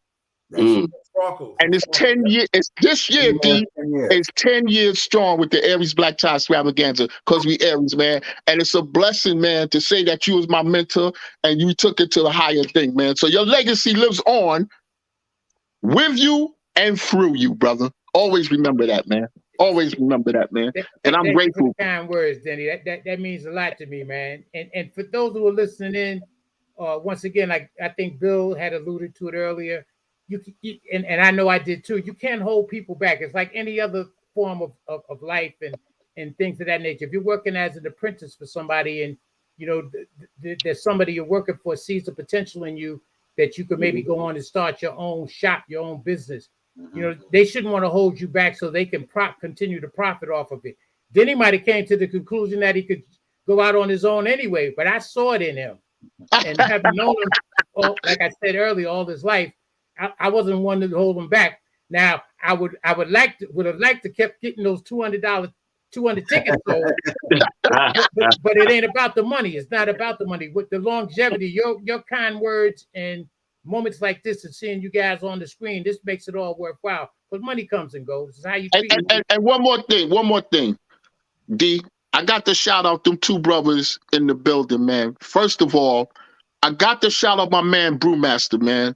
He was one of the first dudes to put my flyers together.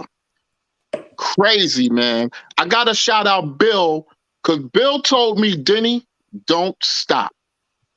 And me and Bill go so far back, man. Me and Bill have traveled the equator together, man.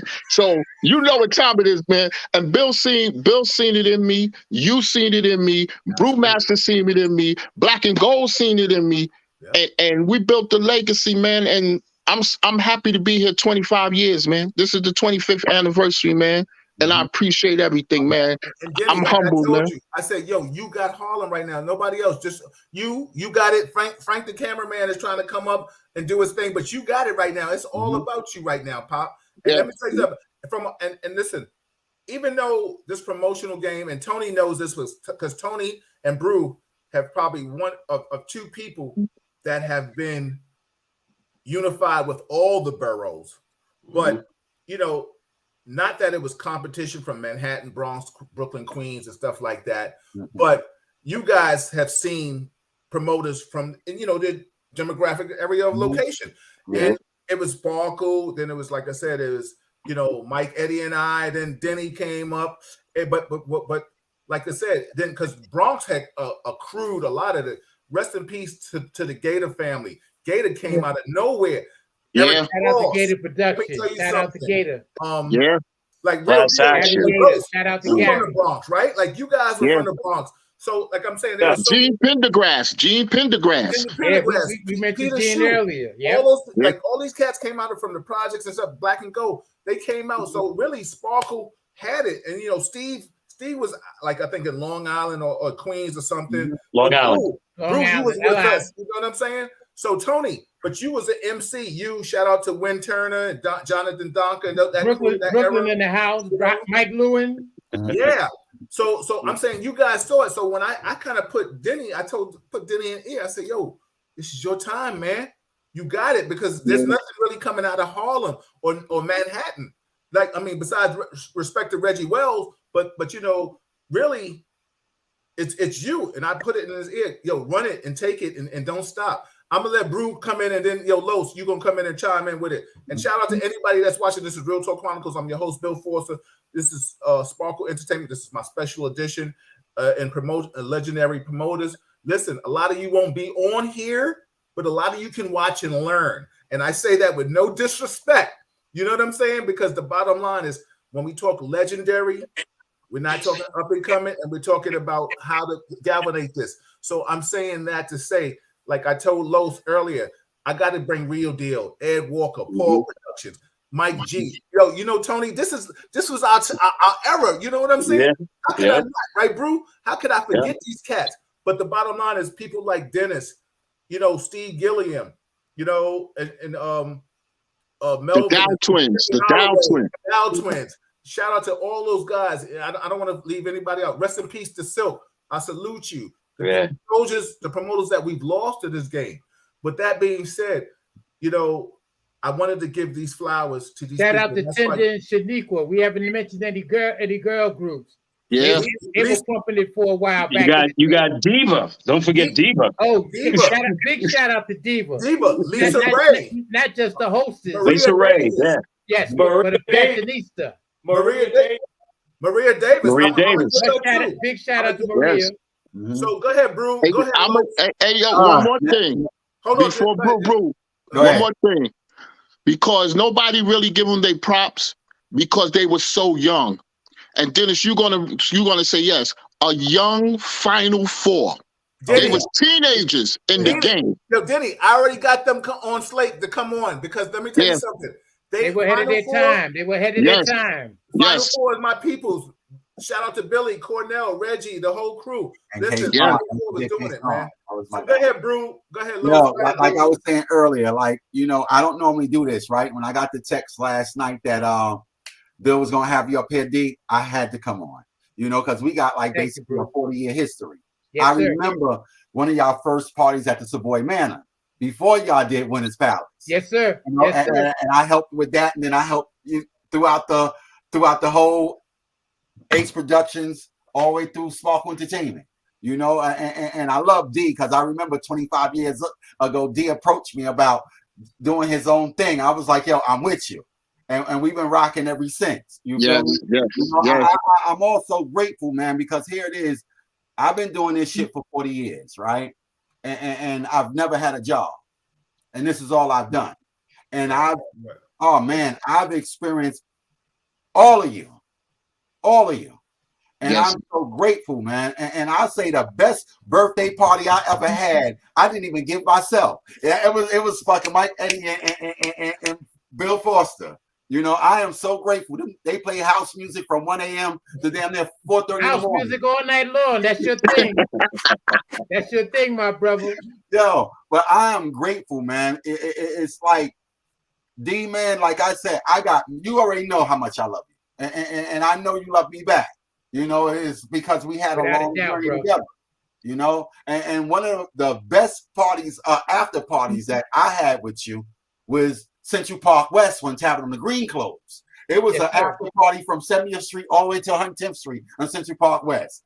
Different crews just on benches, blasting music. And I know you got some mad complaints about that. Because niggas did not go home. Summertime after Tavern on the Green, that shit was lit on 8th Avenue. But just a quick story on that, if I may, Bill. It's your show, brother. Go ahead. It's our show tonight. But Warner Leroy, who was part of the affiliated with the Warner Brothers family, of movie fame and television fame now and everything. He was the man holding it down at Tavern. And we would get these comments made. And it wasn't like folks were rowdy. There were no shootings or whatever. They see all these people of color looking fly, dressed to the hilt, coming in and out. They couldn't understand it. We coming from uptown, downtown, the whole nine, and he loved it. So we held it down while he was alive and around.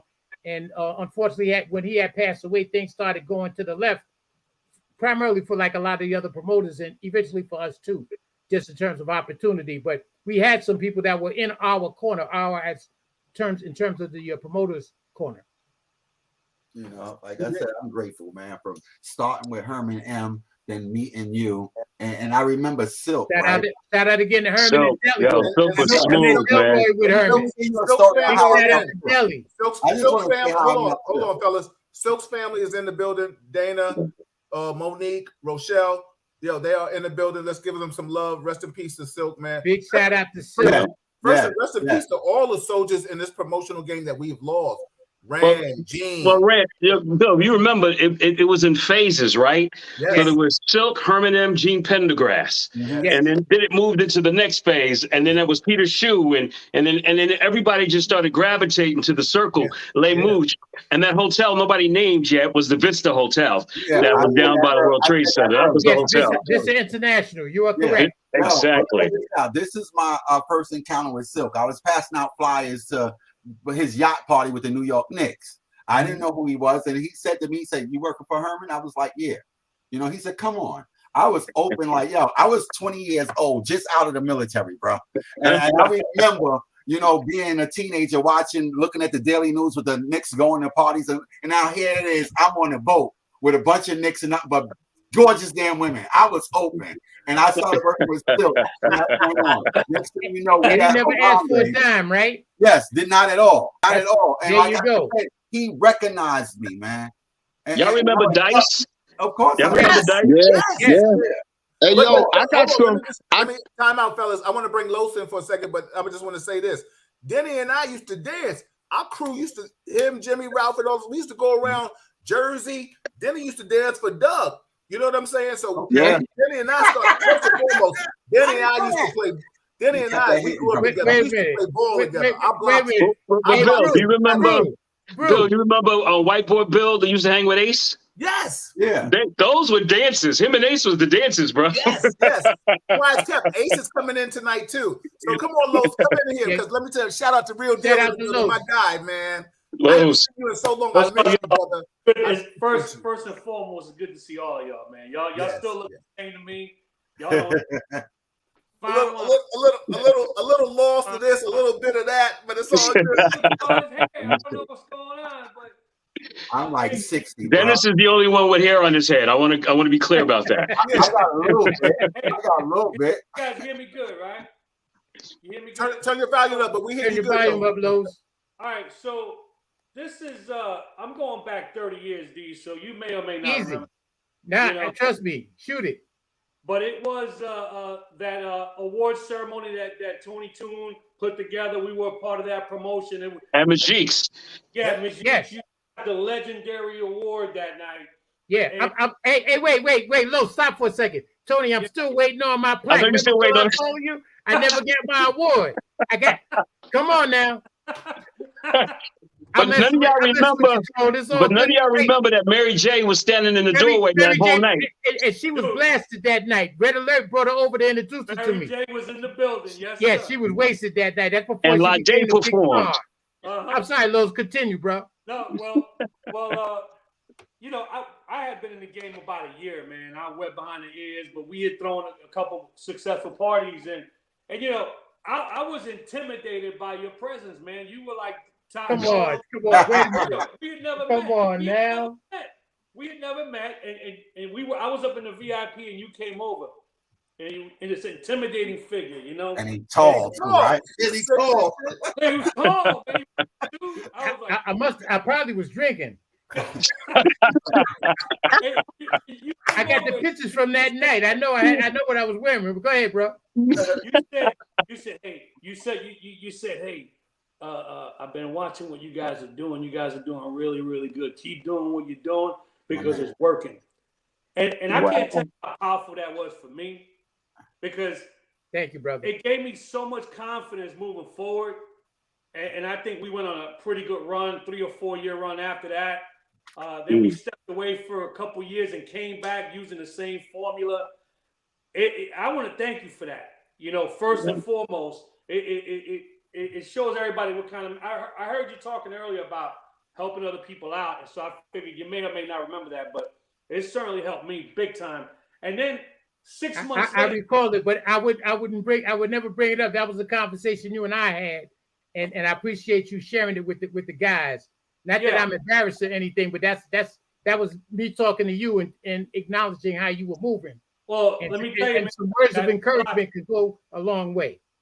That meant a lot to me. And then a couple months later, you were doing the Spirit of New York, and me and Lamont went out there to hand out flyers. We weren't expecting to be on that boat, but you know what? That boat was getting ready to go, and you said, "Hey, what are you guys doing? Just sailing or what?"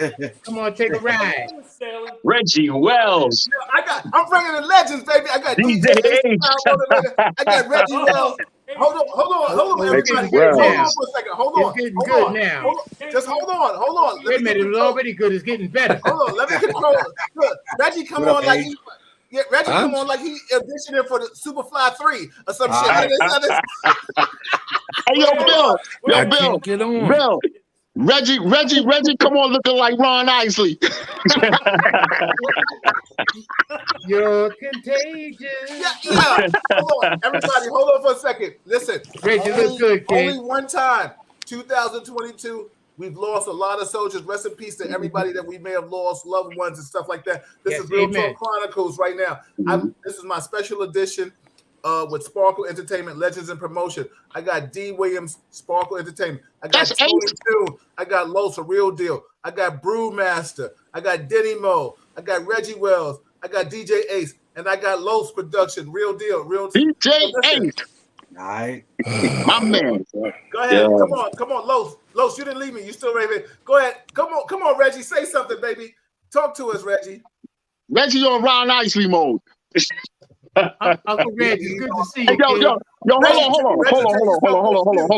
hold on. For 1 minute. I gotta say thank you to DJ Ace. Yo, Ace. Listen, man. When you did that Tavern on the Green and threw on that brand new Biggie One More Chance, Lord have mercy. I met 4,000 girls that night. Props to my man DJ Ace. If y'all can hear me, I can't hear y'all. It doesn't stop tonight. Look who else I got coming in here. Oh, Mike Green. Uncle Mike on. Mike, where are you, baby? Show your face. Don't be shy. Uncle Mike, I see your name. Mike. Uncle Mike. He got shy. He got scared. He got shy. He's scared. So come on. Ace, say something until Reggie says something. Go ahead, Ace. What's up, guys? I don't know if you guys can hear me. My volume is kind of low. Loud and clear. We got you. You sound great. Cool. First off, flowers, shout out to my man D. Williams, of course, Sparkle Entertainment, man. Definitely one of the classiest promoters that handled his business. And another one of the guys, I grew up with all these guys. Everybody that's in the chat right now, shout out to my man Mike Green. Everybody that's in the chat right now that understands where we all came from. And Sparkle Entertainment, of course, one of the legendary promoters in the promotion game, definitely was integral in my career, and everyone on this chat right now, including my brother Tony Toon. Everybody, whenever anybody says Tony, they always say Ace. Whenever they say Ace, they would say Tony. So we were like Siamese twins. Los, me and Los go back. I've done gigs with Los and Javier and everybody down at Hula Hands and all that. Me and Brewmaster go back to before the DJ game. We go back to the street.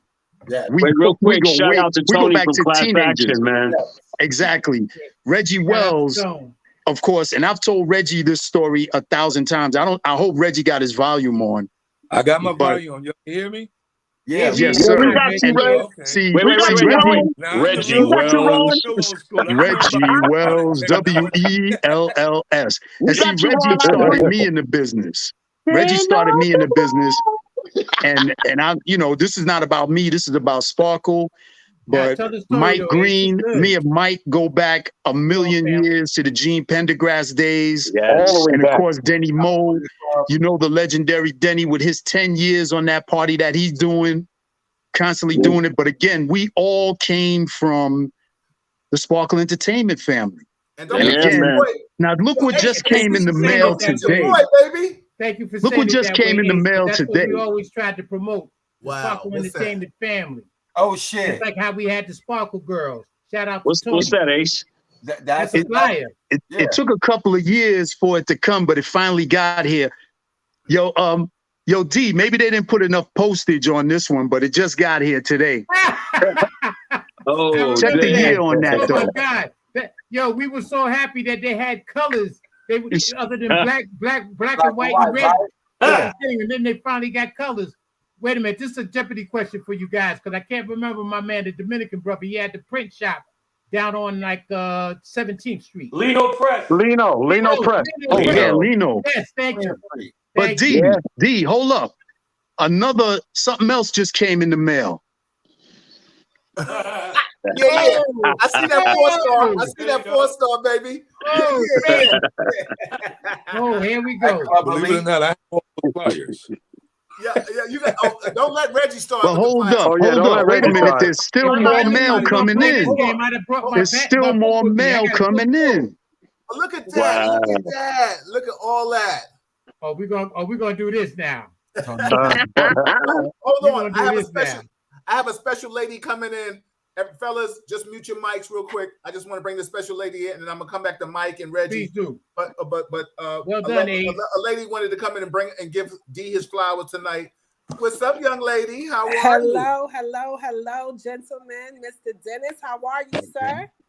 Good to see you. Good to see you. It's Tell him been who a you long are. time. Tell him who you are. I just wanted to give you your flowers and be able to recognize you and all the legends on the platform. Mr. Wells, good to see you, sir. And Mike and Ace and Denny and everybody. I just thank you all. Also for giving my uncle his flowers, although he wasn't here to receive them. Truly, I know that it was because of all of you guys that he also was who he became. And I definitely thank you all. But Dennis, you was one of the best to ever do it. You guys are definitely legends in your own time. And whether it was Manhattan Center, Tavern on the Green, El Morocco, 70 West, Sweetwaters, the list goes on and on. Back now. Yeah. I was one of the people that was at the door like, excuse me, can you just call this person? Because, and I was walking through the door. So certainly just wanted to give you all a big shout out. Brew, you always had that clutch bag in your hand, bro. You never went nowhere without it. You be sweating, you be dancing, but you had that clutch bag, baby. Let's be very clear. So, again, gentlemen, thank you. Ace, you always held Silk down. Thank you. Much love, baby. You was the best that ever did it as well. DJing. Before there was a DJ Khaled and all those other people, there was a DJ Ace. Let's be very clear about that. Absolutely. So thank you, gentlemen. Thank you guys. To the Silk family, we appreciate you, Mo. Yes, I'm sorry, Mike. But So thank Ace you. The greatest DJ on the planet. Guys, blessings to everybody. Love you, Mo. I'm gonna bring in Reggie. Much love. Shout out to Killam. Wait. Hey, Bill. Shout out to Kilimanjaro's. We're going way back on clubs. Kilimanjaro's. Hold on, Dave. I want these guys to give their flowers. Go ahead, Reg, and then Mike, come on in. Reg, are you there? Reggie Wells. Reggie Wells. Go ahead, Mike. Reggie's frozen. Reggie and shit. Go ahead, Reg. You're ready, Mike. Hello? Yeah, we hear you, Reg. I didn't hear you. You got disconnected. What happened? Talk to me. We were saying, go ahead, talk about anything you want to talk about with. Yes, sir. Oh, first of all, Big D. Congratulations. I commend you immensely, man. Many parties. Huh? You hear me? Yeah. Hello. We got you. That's why I'm calling you up to Reg. You're losing your hearing. Oh, okay. No. Hey, Dennis, how you doing, big fella? I know I paid my phone bill. It seems not. It's a little delay, Reg. But anyway, listen, Dennis, man. Listen, it's a pleasure. Yeah, huh? It's a We got pleasure, you, Reg. Just man. keep Listen, talking. let me Keep commend you talking. man, immensely. Okay, and I appreciate all the work you have done over the years. Back in the day, Tavern on the Green, Omni Park Century Hotel. I remember one thing at the Omni Park Century Hotel. I thought you was producing a movie. The reason why I say that because when you came down from your room, you had your robe on with a cigar. And you had... I think I remember that. I was Hakeem Hefner that night. That was You remember? that was the. You went up to the room, the, you was already the dressed, and you costume went up to party. the room or something like that. You came back down in your robe. You had your cigar. You had your glass of champagne, and you was like, I'm saying, what? Dennis getting ready to produce a movie over here on Park Central Hotel? But anyway, listen, man. It was, it was fun times, good times, and listen, DJ Ace, Mike Green, Brewmaster, man, Real Deal, and Tony Toon, man, we all go back. Bill Foster, this is one big family, man. I'm liking what I'm hearing, and I appreciate each and every one of y'all, man. Yo, Love Reg, you too, Reg. Okay. Reg, Reg, I want you to talk about what you remember from being at going to. Danny Moe. Yeah, there he is. There he is. I want you to give a because you definitely are a legend, Reggie Wells. And if those that have not seen, I did a exclusive interview with Reggie Wells. I'm going to do a part 2, and it was phenomenal. It's probably one of the most, that was nice. So Reggie, we give you your flowers. You, Red Alert, Hollywood, you guys, I appreciate you. Eddie Cheaper, my guys. I've had the pleasure of promoting with you. But Reggie, give us another encounter of you going to a Sparkle Entertainment party, which you remember. Always, be careful now. A fabulous turnout, a great turnout, great people, good atmosphere, good locations when he was having his events. He just didn't give it anywhere. He made sure. Well, I heard him earlier. You select where you're going to have your events at. So you're going to make sure that these people, when they come in. I mean, when they come and they paying their money, they're in a beautiful environment. Am I right, Dennis? You're so right. And shout out once again to my partner Butch Greer, former partners Butch Greer and Ed Bush and Al Taylor. Rest in peace, Calvin Ricketts. Absolutely. Mike, I'm gonna bring Mike in. Let me just read something from Susan Southwell. She said Bunny Harlem honors in the house. Shout out to Susan. Shout out to everybody that's watching Real Talk Chronicles. Listen, this is just a special segment that I'm doing. I want to give back. Every first Monday of the month, I have Assemblyman Al Taylor. The second Monday of the month, I have Dr. Marilyn Corder. The third Monday of the month, I have the First Lady of Def Jam, Allison Williams. Just call my name. The fourth Monday of the month, I have Pastor Kevin Graves. We talk a spiritual walk. And every Wednesday, I have Richard Williams, Kevin Branzetti, and Chuck Richards, and we talk about police and politics. This is Bill Foster. I'm your host. This is Real Talk Chronicles. This is the evolution. Please, if you like it, share it, because I'm going to be doing this periodically, giving back to promotions, a very big part of me that I love and I miss. I miss you guys so much. It is so glad. I'm probably going to try to do something where we could just do a personal Zoom where we could just come on and say hi to each other, because we've lost so many along our transition. Reggie and I talk. I talk to Dennis, Tony and I converse, Brew, Denny Mo, family Mike. Mike and I talk Ace. I get to talk to all of you guys. Like I think I'm the missing link in a lot of this, and I'll embrace that because I want to bring us all back together. It is so good, Dennis. We wanted to give you your flowers. This is the first time that I wanted everybody to come on and give you your flowers, fellas. Stay with us to the end of this. We're just gonna chop it up and laugh and shits and giggles. Mike Green, come in, baby, and give some love for this team, baby. Oh man. Shout out to everybody on the chat. All of us go way back. All my brothers, Tony, Glows, Brew, Benny, my man, Reggie. I come behind Reggie. Ace, DJ Ace, our first DJ in our first parties. First of all, and biggest shout out to the man while we here, Mr. Dennis Williams. Bill, this is going to have to be a 3-hour chat now. I'm sorry. Because he deserves that much time. You're going to have to extend it. I'll pay the bill. Right, but I just wanted to say how much I respect Dennis, and he's always been a great guy. One thing, all the things y'all said earlier, I second and approve of, because it was totally real and true. Dennis, we all wanted to be like you. I come behind you. Yeah. You know, you spurned Danny Moe like Gene Pendergrass birthed me. You know, all set an example. One thing you always did, like you say, classy event. Dennis, Butch, Ed, Calvin, all of them. I always look good when you see them. I learned how to do that. I appreciate that. And I think that standard is starting to wane now because people don't dress. Every time we came to your parties, then your people was dressed. Yeah. You know, you gave us great events, you know, and you said something really earlier that reminded me of something now that I see Ace. Because New York City is a big, big city.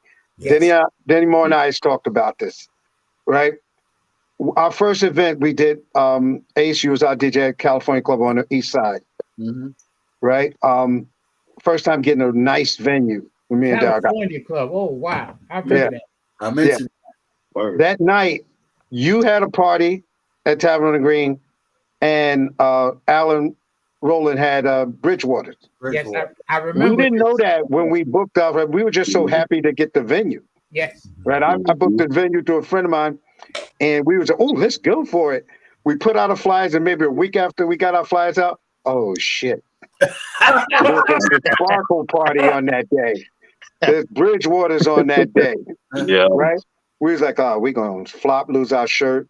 And surprisingly, we had probably 500-600 people in there, right, Ace? It was your Hollywood. Yep. Oh, it was crazy. It was crazy. And that's when I appreciate what New York City is and how big it is. And as you always advise all of us, and then we all, like when you told Denny to go do your thing, we all got our own people. This is a big, big city. You know, yet even though you did parties, you did shut the city down. But it was just a pleasure to keep, you know, doing it, because you always told people, I don't care if somebody got a party on my day, just do it. Yeah, absolutely. Right? Yeah, I tell that to other young promoters, just do it. But I mean, and that wasn't ego, that was just confidence. You know, it's enough for everybody. If you this is what I'm going to do. Hold on, Denny. Hold on. This is what I'm going to do. I'm going to have all of you guys. I'm going to start with Tony in 2 minutes, because I don't want to go past too far past 9. I know we should, because this is legendary right now. I took a screenshot and I'm going to send it to all of you guys. I took a screenshot of this thing right now because this is awesome. And you know, Brewmaster, he's like the Kevin Bacon of promotions. He's like 60 degrees of separation. Brewmaster has all of us. every effing body in the business, yo. You know what I'm saying? And yo, shout out to you, Brew, because you are a phenomenal dude, man. I love all you guys. You all know that. But what I'm going to do is I'm going to start with Tony on my screen. Tony, Los, Brew, Denny, Mike, Reggie, Ace. I want you to give within like 2 to 3 minutes your accolades, your emotional feelings of Dennis and Sparkle, and then I'm going to say it. I'm going to say it last, but then I'm going to let Dennis say what he remembers about all of us, because Dennis, you and Reggie are probably here, legendary aspect, and all of us, Mike Green, and all of us, Tony and Brew, Ace, and Los and Denny, we're all coming behind. But right now, this is it's all right. Don't worry about no levels to this, Bill. Man, I'm up there with Reggie and Williams. Oh no, absolutely, Brew. But I say that, Brew, because the bottom line is you have helped everybody in their business. Everybody on here knows who Brewmaster is. If you don't know who Brewmaster is, get off here. Not you guys. I'm talking anybody listening. But you know what's so funny? This is not about the new. This is about here respecting the old, because the bottom line is this is the reason why I did this special edition, because we need to get our flowers. There a Tony Tune, a DJ Ace. Come on, I've been with you guys in Kiss FM, rocking Los. You know, come on, you and Lamont. I saw Lamont in here. Shout out to Lamont. He was in here. Brew, you hit that ground. Mike, we was at the Pulse together. Denny. That's right. Denny, you and I grew up together playing ball. Our block versus your block, and then we went to dancing. You know what I'm saying? Then you and I got the longest. You and Ace and I played ball together. I was like the poor man Jason Kidd out this shit. So, but I say all that to say, I mean, the battlegrounds to the Riverside Drive. Mike Green plays ball. Yo, there are so many things that intertwine. Oh wow! You know, it really is. It is so many things that. Oh, look at that! Go ahead. Yeah. Eat a piece of chicken. What the fuck? Yo, Tony too with the chicken wing in his hand. Look at that picture, yo. Yo, what the hell? What the hell was that? Yo, I'm gonna tell you like this, man.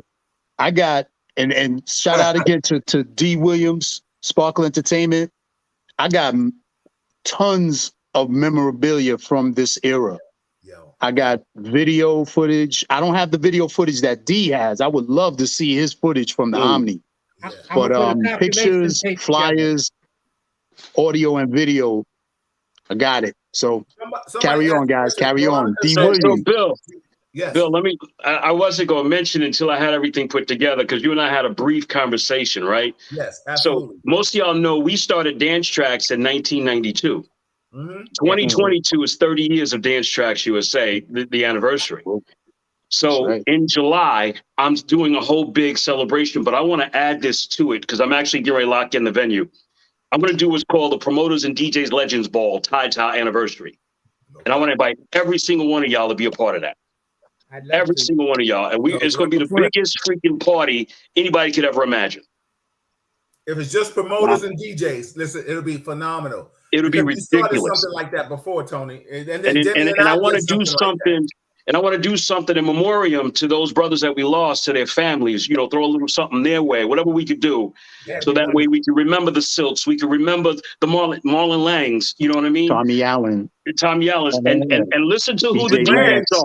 I still keep in touch with Rand's family. Yeah, absolutely. And Rand T was significant to a lot of us. But can you only imagine a night where you got DJ Ace, Hollywood, and Reggie Wells on the set? Wow. And Mike Green. That's crazy. I'm gonna put it together, and then I'm gonna reach back out to Bill and get everybody involved. And we all gonna make money off this shit somehow. If I just give y'all tickets or whatever the case may be, you do what you got to do. At the end of the day, this shit has to happen, man. It has to happen. So let me just read some comments real quick. Veronica asked a question. She said, "Ace, do you still DJ?" Yes, we could all answer that together. Dana Richardson, shout out to Silk's daughter. We love you, baby.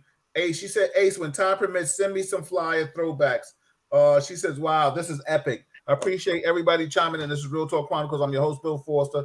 And this is a shout out to the legendary promoter, Dennis Williams, Sparkle Entertainment. I have Tony Tune in the building, Lowe's, Real Deal, Brewmaster, Denny Mo, Mike Green, Reggie Wells, legendary Reggie Wells. And Ace, you own that title too, legendary DJ Ace, proud motivator. Thank you, sir.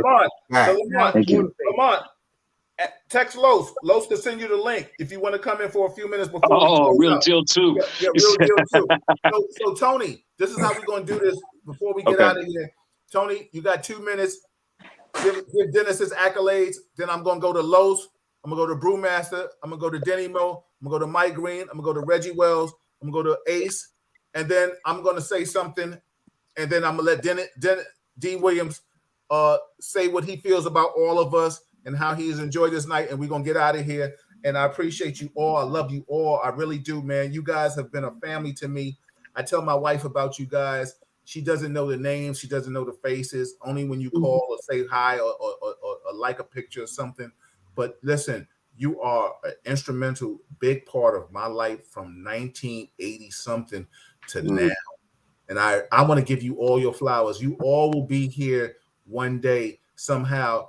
You know, listen, Real Talk Chronicles ain't going nowhere. The evolution of Bill 4-star to 4-star general, from Nubian Gold to Bill 4-star to 4-star general. Shout out to Nubian Gold. Yeah, and shout out to my Nubian Gold. Yeah, what's his name? Listen, Kenny Jenkins.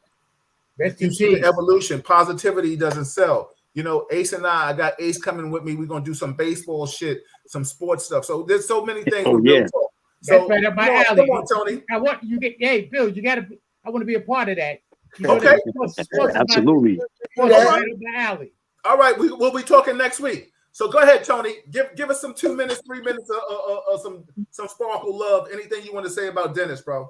It's so hard to talk about Dennis and all that he and Sparkle Entertainment brought to the table over the years and what they meant to me and Dance Tracks for the most part, because when we were looking for that level of sophistication, we knew that was the component that Dance Tracks was to encompass. So we had to have a relationship with Sparkle. And I want to say again, it's because of Sparkle and Bam Bam that Dance Tracks was put on the map. And that's why other promoters were able to benefit from the viewership, and other promoters were able to be created. P&B Productions, all these guys, all these different groups came in because of what we were able to do with Dance Tracks and because of the leadership we got from Dennis and Butch and moving in that atmosphere. So I can only say, you know, I'm honored to have this opportunity. I'm supposed to be asleep right now. You know, I just started a new position in City Hall. I'm like, I'm going to be crazy tomorrow. Congratulations, my brother. Thanks, man. But I'm excited about this opportunity, and trust me, when I put this thing together, Dennis, it's going to be spectacular. A lot of you guys ain't even going to know what I'm going to hit you with when you get there, but at the end of the day and whatnot, I want you to know how much you all meant to Dance Tracks and what had put us in this position to have a show that we can reflect back on, and what we put into that because of what you guys did party-wise. You guys were the example. Reggie Wells gave us our first break, you know, quite frankly, when we were hanging out at Justine's, and that's when I got to know about the party scene. It was Reggie, Gene Pendergrass, Harold Maynard, and Jerry Roebuck and whatnot that brought us to the table.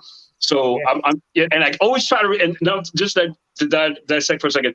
Reggie never remembers this damn bus ride he did. He had like damn near 14, 15 buses that went over to the Hanover Tennis Club in New Jersey. You got to remember how packed that out. You're not going to remember everything on the mountain. Well, whatever it was, it was ridiculous. From Union Square. And we had about you had a lot of buses, bro. There you go. Reggie, didn't we go? Wasn't that Mount Airy Lodge? That was Mount Airy Lodge, right, Reg? No, it was. It was in Hanover, New Jersey. No, it was the Four Seasons. No, it was Four Seasons Tennis Club. Oh, the bus. Oh, okay, the one I did for the Four Seasons Tennis Club. That was sick. Right. I thought you were talking about the one that Jerry, myself, and Harold Maynard. No, I didn't get on that one. I missed that. No, right. And then Real Deal and all them put something together where we took 13 buses down to Atlantic City to the flagship. So we did a lot of good stuff, man. And you guys are the impetus to all of that. So, Dennis, you were the example. And we appreciate you for everything that you've done, brother. And I pray that, you know, we're able to do this with you again in July when I bring everybody to the front of the room and all of the people that used to party with us are there to say, you know what, we remember when a party was a party and it didn't stop until you guys did it. Thank you. Thank you, John. Go ahead. Come on, Los. Well, hey, Los, hold on a second. Hold on a second.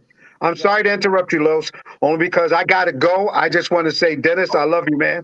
Okay, well, Mike, go now, Mike. If you got to go now. Say what you got to say. I'm getting ready to go now. All the brothers on the chat, love you. Peace out. I'm at work right now. I got to bounce. Love you, Mike. Mike, great. My best to Daryl, brother. Yo, Mike, sure will. Come to Billy's? Can I come to Billy's? Yeah. I'll see you then. Yeah. All right, see you brothers later. Right, when's the party? April 2nd. I'll be there. Okay, boss. All right. Peace out. You know why I'm asking you. Come on, Los. Come on, Real Deal is in the building, baby. But you know, when I think of Sparkle Entertainment, you know, I think, you know, it's big, it's going to be upscale, it's going to be a mature crowd, well dressed, great DJs, just a lot of love in the air, and a good party. I can't think of one time where I left a Sparkle party and said, man, that wasn't what I thought it was going to be. It was always more than what I expected. And you truly raised the bar. And you know what? Because of that, we all became better at what we were doing, because we were following in your footsteps, and we knew that if we got it half right, we're going to be all right. Yeah. That's how good Sparkle was. Yeah, preach, Los. Real talk. That's real talk, man. That's what I got for you, man. It's great seeing you and everybody else here. Tony Toon, congrats on what you've been able to accomplish. Thanks, man. Thanks. Down here, sunny Florida. I love it down here, you know. And you in Florida, Los? Yeah, but I will come up for that. Wow. Man, my man. All right. Hey, what part of Florida are you in? I'm in the Tampa area in Spring Hill. Oh, yeah. That's the part. Go ahead, bro. You took that post office money and ran and shit. You know what I'm saying? Out here. So when you guys are ready to move down to Florida, I'm your guy. You got a guy. Yo, I got some nice shit to say about all you guys on the end. The beautiful thing about this being my show, I can give the blessings at the end. I appreciate that. Come on, Denny. Give Sparkle 3 minutes of your love, brother, man. You know. All I got to say is, first thing and foremost, family. Second thing, mentor. Third thing, gentleman. Fourth thing, businessman. No doubt. Coming out of that camp, I was a looker, a learner, and a breadwinner. My man. That's what made me who I am today in this game. Real talk. Real talk. Bill, you know, Reggie Wells, we talk all the time. Brewmaster, Ace, I watch your show. The other two brothers, Tone, I seen you. Los, you know what it is. I might be the youngest out this crew, but I got an old soul. Yes. And I appreciate every last one of y'all. Till today. Wait a minute. You ain't the youngest either. I'm the youngest. But, no, that nigga's the youngest. But anyway, with that being said, because of your Aries party, D. Williams, that's what made me give the Aries Black Tie Extravaganza. Every year, thank God, and I'm very humble, and Bill will tell you this, I've sold the Aries Black Tie Extravaganza out. Yeah, he does it. He does it, my brother. Well deserved. You put in the work, Denny. Nobody gave you nothing but an opportunity. That's all. That's all any of us get. And opportunity. They will tell you it's all about tuxedos, suits, gowns, and evening dresses. Bill came to my party with a broken arm. Yeah, I did. I did. I really did. I really Suited and booted. Brewmaster done been there. I've turned people. I turned Bill and I. We had to fight. You know. Wait a minute, Diddy, I got to put this in there. And hang on, Bill. Shout out to Manny at Rosario's Tailor Shop. Yes, Dominican brothers uptown from tailor-made suits. Yes, I took Diddy there. Put him on to my man. And he did the rest. Yes. Shout out to Michelle. Listen, many dollars. Yes. And all of y'all gonna follow up on this one. Reggie Wells, Ace, Brewmaster, Bill Foster, Dennis. Check this out. Shout out to Michelle Oliver on Delancey Street to put your flyers in there when you got your shoes. Oh yeah, Michelle Oliveri. Yes. Oliveri. Yes. I saw everybody flyer in that joint. Yeah. Everybody. Yes. Yeah. So with that being said, man, it's not just my flowers to Dennis, it's my flowers to every one of y'all because y'all been inspiration to me for making Wide Open Entertainment what it is. Ace, a lot of DJs, you may not notice, learned from you from being the crowd motivator. Absolutely. Always remember that. You understand what I'm saying? Reggie, from you being on the radio and bringing your boy, y'all forgot about this man. My man, KC, the Prince of Soul. Yeah, that's why we have. I was going to mention him. That's right. This is why we have Will Tracks and Boogie Black. Yes, real talk. This is why we have Will Tracks and Boogie Black. KC, the Prince of Soul. So with that being said, man, Dennis, thank you, brother. 25 years and I'm still doing it, man. Yeah. I appreciate you to the utmost, man. First person I heard on the mic was KC, and that was at Club Serene's in Brooklyn with I forget who the hell he was jamming with, but that was in like 1984. That was 1932. Let me say something. I'm gonna bring Reggie in, but let me say something. You know how Casey used to do it? Yo, he was so talented. I thought the motherfucker was retarded. That motherfucker said, Reggie, let me say this. He started KC, spinning and dancing. I was like, this motherfucker talented as a fucking. KC, yo, KC, all that dancing and energy that believe it or not. Shout out to KC, the Prince of Soul. You are a original and a legend. Hold on, Reggie. I'm going to get you and KC on one night. We're going to bring you back. But Reggie, give your flowers now, brother. Go ahead, man. I really don't know where to start because, first of all, let me just once again, Dennis, Butch, Sparkle Entertainment, let me commend you on the wonderful work that you have done, the way you had an event, bringing people together, lovely people, dressed well. And from time to time, I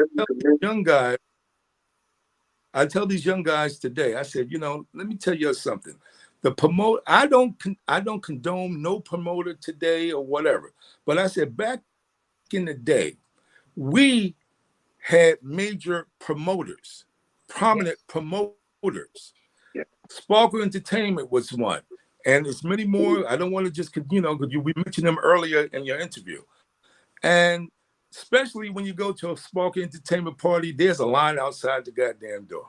And I said, well, I don't know if I'm going to get in. But, people say, my two friends, because I don't travel that much with a lot of people. They said, yo, Reg, you Reggie Wells, they know you. Yo, go in there, they show you some love. That's what they do. Because I'm a humble dude. I go there and and the love that you showed me and the crowd that you had, and it was beautiful. And I commend you, I praise you, and at the same time I followed you, even though I was before you, because I might have lost a little touch, so I had to regroup and let me see what they do. We contemporaries, I can do my thing. Shout But I would out, never forget that time at Albany Park Central Hotel. You came down in there. That's hilarious. That's hilarious. We're gonna bring Reggie back in a minute. Ace, come on in, brother, please. Yeah, man. Yo, shout out to everybody again on the call, and again, super shout out to Sparkle Entertainment, my man D. Williams. Shout out to Butch as well. Definitely, everything that has been said today. I mean, there's no way that anybody could top what Denny Moe said, because he hit you with every pronoun in the book. He did. And I would piggyback off of everything that he said and everybody else on the call today. I ditto everything. The man was nothing but class. Mm-hmm. The organization brought you top flight entertainment. You definitely had to be dressed, because I know, I was a little young back then and I was not really trying to dress up like that. And I know Dennis was like, nah, nigga, you got to come correct. You got to come correct. And and I also remember when, we brought dance tracks in there. Tony came in and, we've done many gigs with Sparkle Entertainment, man. And I definitely learned a lot working with D and just learning about class events and learning how to treat people with dignity and respect. Class event, Ace, I got to say that real quick, you and Tony, because even though it was on, this is back in the day, it was on cable TV, you should have been on one of the major networks, in my humble opinion, because you had that kind of style and presentation to your events. And I know you did it on the shoestring too. Yeah, well, D, to your point, Ace, he don't know, we actually were competition to Soul Train and Video Music Box. Yeah. Absolutely. We have more numbers than they did on our broadcast. I know locally, yeah. And they kept changing Soul Train because the station got the call and said, what the hell are y'all doing over there? And they changed Soul Train's time, so we had to adjust ours too. Yeah, I mean, I know that's right. These are facts. These are facts, man. And in those days, like I said, you talking about that Saturday morning, that was the move. We were in every barbershop you can name. Yeah, shout out to Uncle Ralph. Absolutely. And I was just looking at one of my many scrapbooks. So you see something here. Wow. That Herman M did. Maybe gonna get my album in the bedroom. See? You see every name. And then you see Sparkle Entertainment right there. Wow. And you see everybody. Andrew M, Scotty Flash. Wow. Eminem. Shout out to Scotty. Silk. Shout out to Scotty Flash. Ferguson Enterprises, Reggie Wells, Sparkle, Bam Bam, Elmo the Magic Christian. Elmo. Shout out Bob to Elmo. Bell. I mean, that's taking it back. Scotty Flash is at. I haven't seen him in a while. Scotty's fine. He had a party not too long ago. I'll send you some pictures. Yeah, I know. Wow. He did something with Dave Shue. Well, who just left? Reggie, come back. He did something with Dave Shoes. Shout out to Scotty Flash. We got to get him out here in a minute. So, Brew, give me some love, and then I'm going to say something, and I'm going to let Dennis close it out for us. But I'm going to say something after you say, Brew, something, Brew.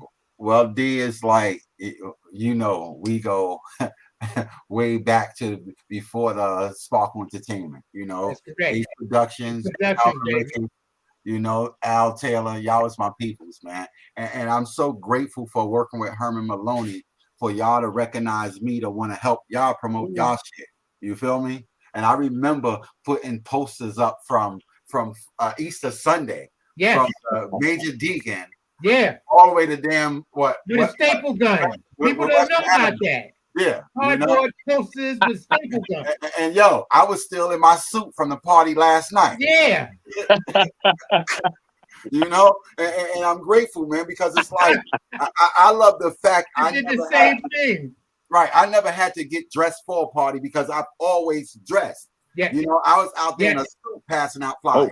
Yes, you know, and that's because, especially when I'm passing out a Sparkle Entertainment flyer, the suit was even more appropriate because this is how I represent what the hell I want coming to the door. Facts. That's oh man, I am so grateful, man. And D, and throughout all the years, thanks for the love and respect you always had for me that I reciprocated to you when we bump into each other. You know, I had a great journey, man. Thank you, bro. And it ain't over. It's not over. It's not over, baby. It's not over. We still in passage, bro. And you know, it's just so pleasing to me, man, to bear witness to all the promoters that I've come across. And like, even like with Ace, I remember when Ace wanted to be a DJ and I wanted to be a promoter. You feel me? We go way back there, you know, and I'm grateful, man. And to me, Ace is the greatest DJ in the fucking world, but people don't know it because they don't really, it's like understanding the different events they're at. He can't go all out. He got to play to the crowd. He is the original crowd motivator. Oh, I'm supposed to, you know, be like giving all the, you know, flowers to, you know. No, but listen, we can share the love it's because we all family. Right, you know, and like I said, man, D, I am so grateful, man. You know, you've always been a support to me, and you know, you always got me. You know, doubt. Much love. That's how D-Mo ran up on me because of you. Yo, I'm gonna, you know. Just a link in the chain. I go last, but I'm gonna let. Usually I go last, but I'm gonna let Sparkle go last. So Rich got the stogie. Oh look at this motherfucker. Rich got the stogie. Wait a minute. See, you're the started. All right, wait a minute. I'm not going nowhere. I'm staying on, but I got a surprise for y'all. Keep kicking it. I'm here. All right. Listen, I'm first and foremost. Shout out to Stan Dennis. Yo, Stan, we got to set up. We got to talk because I need to bring you on, you know, on the next Legends, somebody, because let me tell you something. Stan was instrumental in me promoting. It's my brother. I love him to death. I did mad gigs with Stan. Absolutely. So shout out Level to Stan 10. Dennis, Eminem, Hot Chocolate Productions, you know. Week Fest. So yeah, absolutely. Oh, wow. Kilimanjaro. Yes. Keep it going. I did all of them. Listen. And he had the club Fahrenheit. Remember Bill? Fahrenheit down on Lower Manhattan. What about Stan was the first promoter. San Remo. San Remo also. Home spot that he owned. You know what I'm saying? So with that being said, shout out to Stan Dennis. Stan, we got to talk. So maybe I can do you the next. I'm trying to do whomever promoter I can catch. Roland, Stan, you know, Bam Bam, whoever I can catch first that hits me up, we could talk. Fellas, if you talk to these guys regularly, let them know. Say, yo, holla at your boy B Star, you know, and I can talk it. But I'm going to give you guys accolades. My personal thing. Everybody, this is Real Talk Chronicles. I'm your host, Bill Forster. You're watching the special editions and promotions. This is a shout out to Sparkle Entertainment. This is all about Sparkle Entertainment and D. He came from Corleone. Reggie, you started some shit. Now Rich took me back. Now, we got the Cuban. My stroke, y'all know me for having a cigar over it. They're gonna make me grab one after the show tonight. But hold on, D. I'm gonna let you close this out tonight. But I just want to give everybody their love and their accolades before. Oh shit! I even brought out the flyers. Ace, listen, you cats is doing your thing, man. So hold on, everybody. Let me just give some love out. Yo, Los, I miss you, brother. You and Lamont are some good energy brothers, man. I miss you. I'm so happy for you. Whatever you're doing in your life, I respect it. I love it. Please, I got your number now. Let's talk just once a month, maybe just to say hi, hello, and just talk whatever, man. Because you know, gotta stay in touch. Yeah. This business brought me a friendship, and I respect you and I appreciate you. One love, baby. All the time. Stay there. Brewmaster, you know how we do, baby. You've helped build 4-Star, Mike, Eddie, that collaboration. Listen, I always told people it was a Batman and it was a Superman. There was never a Robin and there was never a Boy Wonder. So Brewmaster, you helped build that legacy from Nubian Gold to when I went solo by myself. Even to this day, you know, you and I converse, we'll talk periodically. I love you. I respect everything that you do. You put class and skill to what it was to really be a promoter. You know, the finished product was us, but the groundwork was you. That's real talk. You know what I'm saying? Tony Toon, my guy. Let me tell you something. You, Ace, and I, we've been on the highway to DC. We BBQs on 8th Street. Let me tell you, we got all together. You know what I'm saying? We stayed light skinned together. Shout out to Jimmy. Shout out to Jimmy Supper Club too. You hold on, back when you said BBQ. 98.7 Kiss FM together. You know, we rolled hard. We've all evolved to be great men, and whatever we've done. You know, Ace, I've seen you transition. I'll get to you, but I'm saying this is about Tony right now. Tony, I've seen you put your foot on the pedal and do everything that you tried to do to be a better man for your community and stuff. I love you. I respect you. I appreciate you. My guy, you know what I'm saying? I wish you nothing but the best. I've seen people come behind you and mimic how you held that mic. You know what I'm saying? And listen, so you are one of a few people that Tony Toon has repped that mic real hard. You know what I'm saying? No doubt. And I appreciate you. I had a great DJ to follow. That's why. Absolutely. Shout out to my guy, Reggie Wells. You know, all you guys I converse with periodically, but Reggie and I, we talk a lot. Reggie, you know, I love you to death. I try to give you your flowers as much as I can. You know, you deserve all your flowers. You better hold still before you make me mad, because you know we'll argue in a minute and shit. but Reggie, you Reggie not laughing. Reggie was my DJ at my wedding. Reggie, don't go there. Don't go there. No, he was my DJ at my wedding. But let me tell you something. Wait, because I would have bust his chops. I got to get him, Bill. When Emma and I jumped the broom, I'll be there. Shout out to Sweet Music and Mike Lewin for being at the wedding. We had to do an emergency hookup. Reggie was somewhere making money. I love you, Reggie. It's all right, but I ain't talked to him for about 2 years behind that. Yeah, listen. I'm sorry. I didn't know. I wouldn't have ordered you on the night. I didn't know that. I love you, Reggie. That's why you always have more than one DJ. That's why you always have more than one DJ. Absolutely. You can't just have one DJ. Absolutely. So let me finish giving Reggie his flowers. Reggie, you know, I love you. I love the fact you're probably one of a few people that have shown people how to transition from DJ to promotions, from promotions back to DJ. You know, nobody know what the hell you are. They don't know if you're a promoter. They don't know if you're a DJ. He's a legend. Sometimes I don't think you know what the fuck you are. But you know what I'm saying? I love you. But He's a legend in the business. Listen, hold on, D. You're going to have your time to say all the things. I ain't going to say nothing good about him after this. but Reggie, you are a legend. I give you all the props. How do we have a night where Denny and I learned from Sparkle, Ace came under your wing, you, Kid Capri. So, you know what I'm saying? This is about an upbringing. This is about a birth of a lot of people tonight. So, Reggie, I salute you. I appreciate you. You know, you my guy. We talk a lot. I talk to a lot of you guys. Let me go to my man, Denny Mo. Denny Mo, we play ball together. Our blocks have battled on the court. we transitioned, and then we went to the party scene where we cut up Broadway International, Zanzibar. Let me tell you something. Our crew destroyed the dance floor, right, Denny? Unstoppable at certain times. Ace used to dance. You know what I'm saying? A lot of people don't know that shit. Ace used to dance. So, but Denny, you have always been Denny Moe, my guy, my man. Riverside Drive. We rep Riverside. Let me tell you something. We added class and style to Riverside Drive. You know what I'm saying? Where it was all about Harlem. We made Riverside Drive Harlem when the Riverside Drive didn't want to be Harlem, and now it still don't want to be Harlem, and we still got Riverside on Smash. Denny, I've seen you transition from a dancer to a promoter, and you doing the damn thing. You and T-Rock, y'all killing the game. I told you holding it down for Harlem, brother. Don't stop right now. Don't look back. Don't wait for anybody. You don't even have to do it with anybody.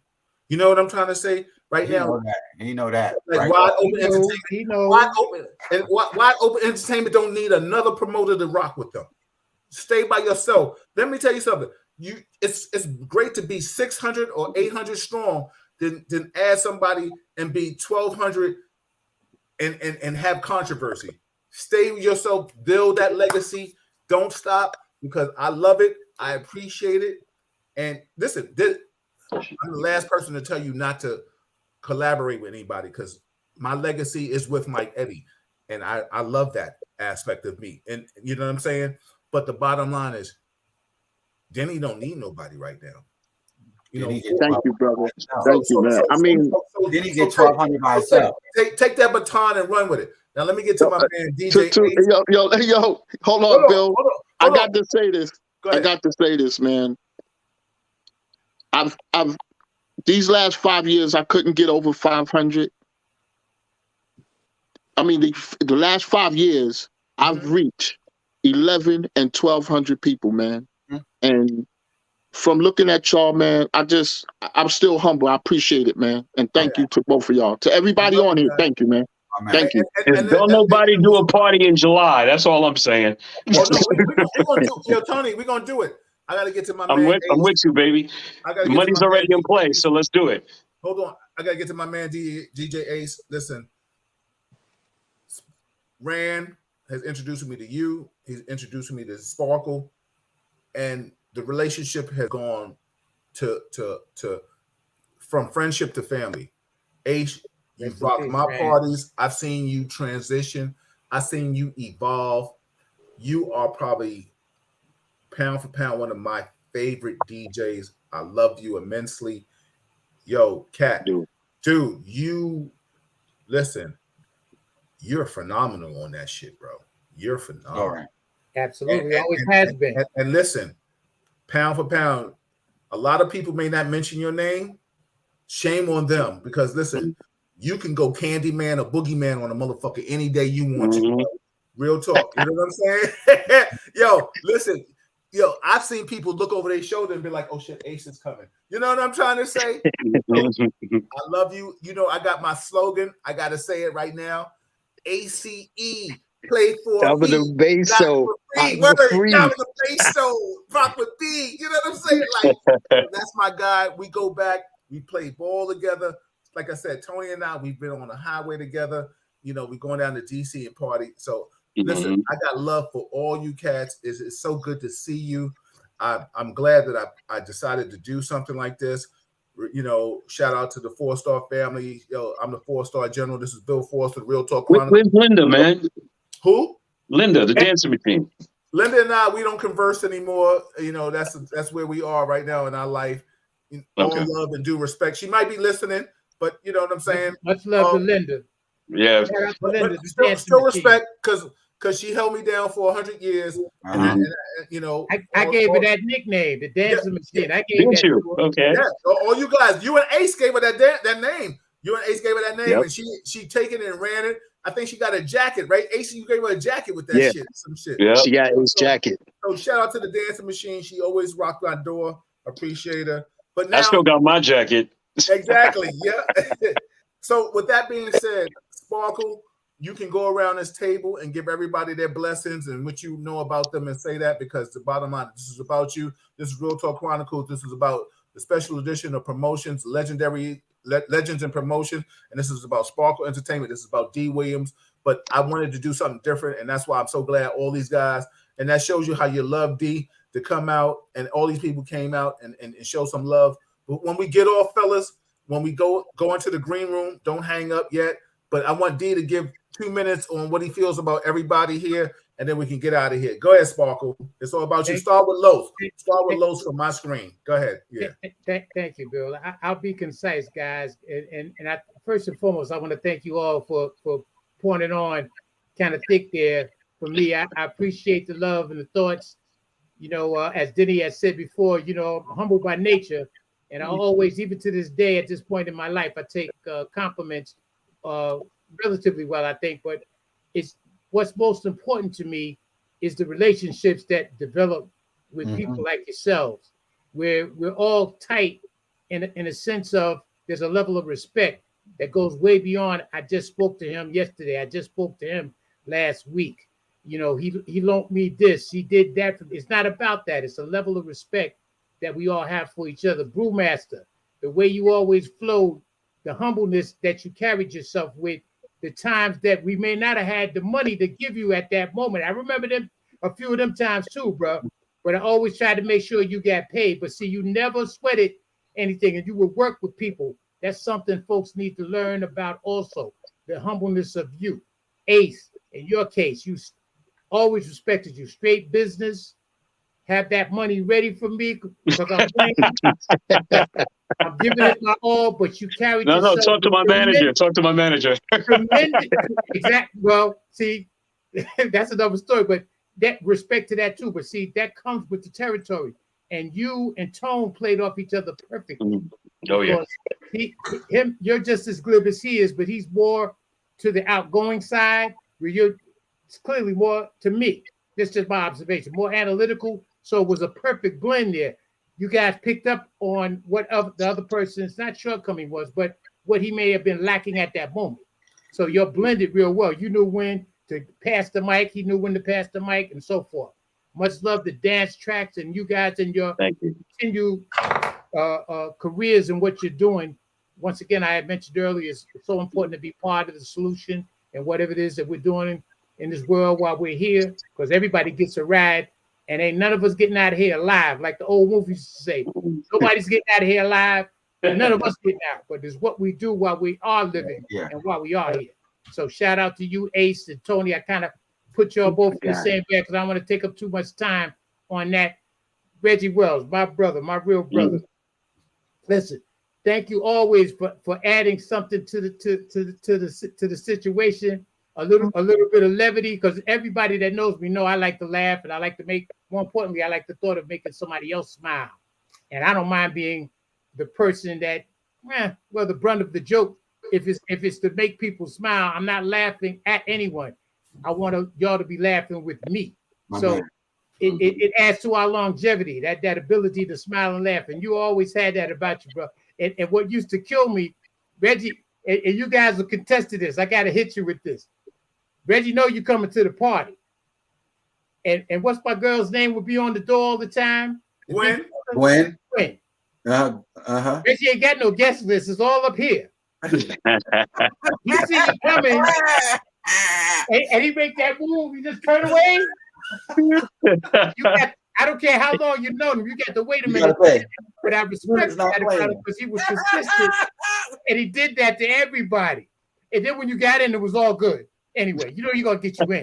Then he hit you with that bullshit. I didn't know he was coming. But see, Reggie, I understand because everybody drops his name and everybody want to be on the list. So he couldn't afford to let anybody in, like come in, come on, man, or whatever. Yo, Reg, what about me? Yo, what about me? Everybody and their mother's gonna ask. So I knew how that went, bro. Everybody's game was different, but it used to give me such a kick, to laugh at that. So it's all good, man. I respect you and what you did. And one of the few people that flipped it from being an entertainer as a DJ on the radio and in clubs to becoming a promoter. I don't think many of us, if any of us, could have done that other than a person like yourself.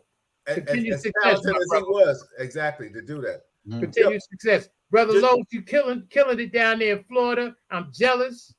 My brother's down there in Jacksonville. He's telling me, oh yeah, we're in it's 80-something degrees down there, blah, blah, blah. It's all good. Not hating on nobody. We're happy for you. Much love, man. I'm just glad you're doing well. And thank you so much for the kind words, my brother, and the memories.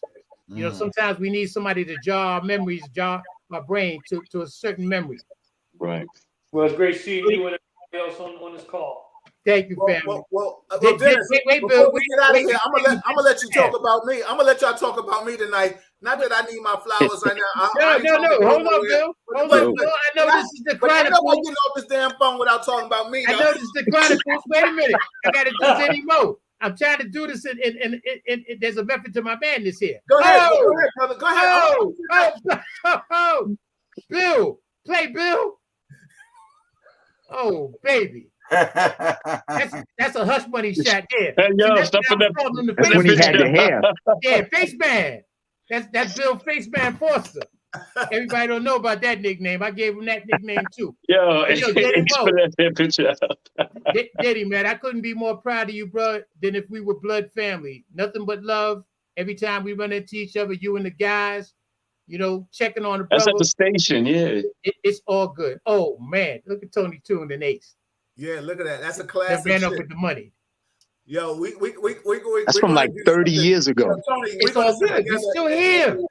We still here, Ace. That's the beauty of this. We're gonna get a book together, especially with Ray. I got 40 albums, and I couldn't find one of them in my little commercial break. I'm pissed. I got mad shit, man. I got 40 albums. Yeah. I got a lot of stuff with Reggie. When I first started, when Reggie first put me in the game, I got a lot of flyers with me and Reggie. Damn. From back in the day.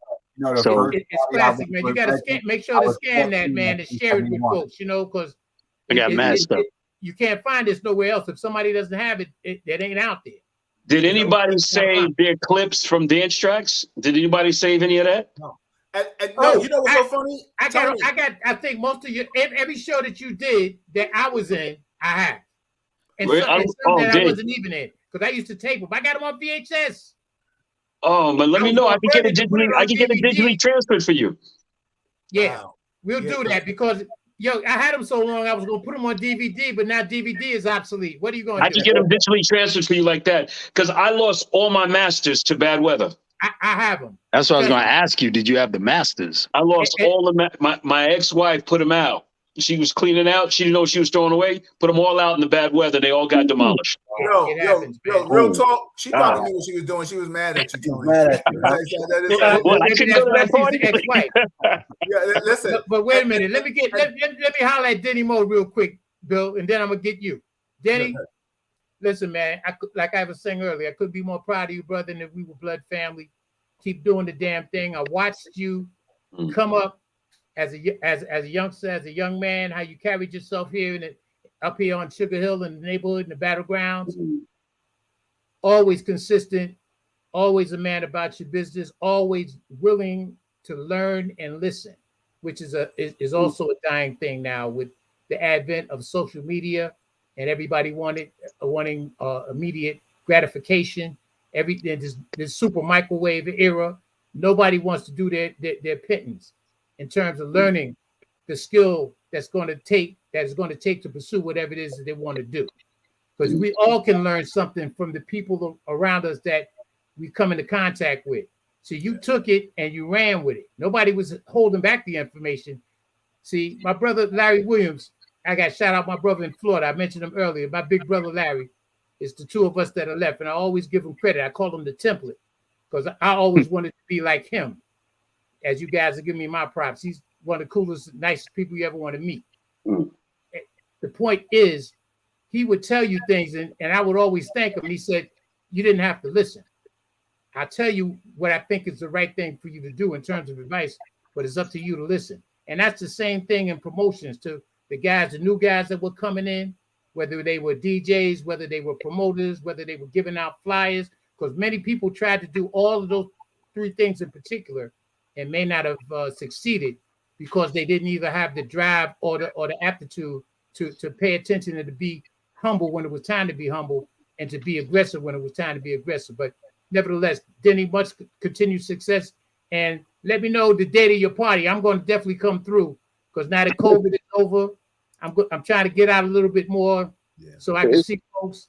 It's the same day as Black and Gold, but Black and Gold party is in the daytime. Mine's is at night. Yeah, perfect. You know what I'm saying? So Sparkle, we might have to jump from one party to the other. Ain't no Mike. That's how we're gonna have to do it, Bill.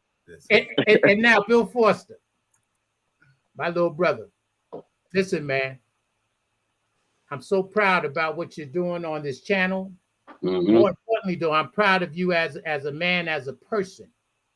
Having met you and your late moms, the lady she was, how you carried yourself, how you don't forget people. I can recall conversations we had shortly after Rand had passed, how you stay in contact with people, how you came to see a brother when he was literally on his back and his life was hanging in the balance, speaking about myself on the heels of brain surgery after the stroke I had in 2008. That's the kind of guy you are, man. And those are just a few stories. Yeah. Don't ever change. Appreciate that. Keep pushing, keep doing your thing. For everybody to come out and to be a part of this, they ain't coming out just for me.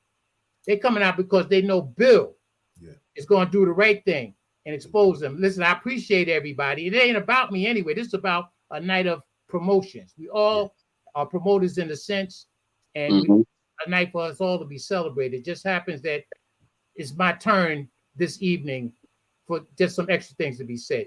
But I just also want to say one other thing. As I mentioned earlier in this, I didn't do this alone.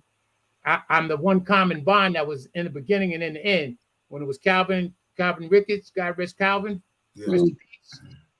Al Taylor, Ed Bush, much love to my brother Ed Bush, Butch Greer, Paul Metalis.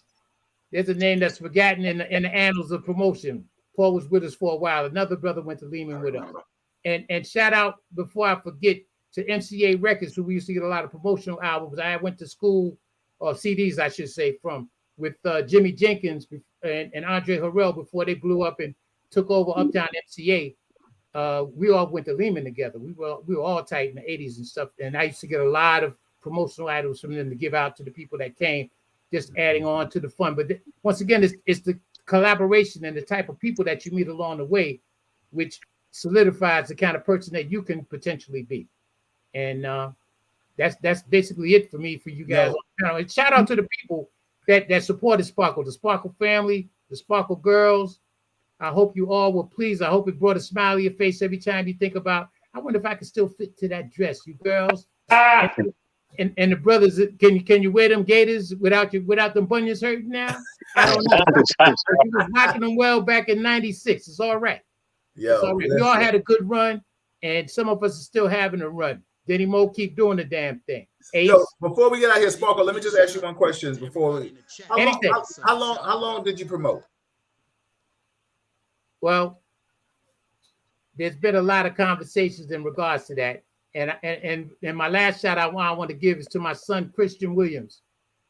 He's on the autistic spectrum, as many of you know, and I've been an advocate for him the last 18 years since he just turned 18 this January. I should say the last 16 years. He was diagnosed when he was a little over 2, and I co-parent with his mother. Shout out to Shanta also. I got to give her props for raising my son so well. The fact is, I had a spurt in there. I think the last party I did a joint venture. And for you up and coming promoters, don't be afraid to do joint ventures. You can learn a lot by working with other people. Absolutely. With your boy, Mike Eddy. Mike and I did a joint venture, and I got the flyer in there. I should have had it. Y'all will forgive me. I should have had it prepared to show to the party. But just for the record, I just do have a Sparkle flyer. It's happening on green. I just happen to have one. I'm just saying. That one. Yeah. Hold on, AOD. We also did a joint venture. D. God bless the dead with Rand at Night Owl. Yes. I do. Yes. The return of Sparkle Entertainment. It was DJ Knuckles on there. Yes. I remember that. I remember that too. Yes. But just real quick, as I was saying about my son, that changed the paradigm for me in terms of my focus on wanting to do parties and things of that nature. Like, you know, I didn't drop out the scene. I still got this, like Biggie would say, same number, same hood. It's all good. I'm still here. I can be reached by the people that want to reach me. Mm-hmm. And I knew what my focus had to be. I had to become an advocate for my boy, and he's doing very well. I'm proud to say, as he's progressing through his high school year, and things are just blessed for me. I have no complaints at all.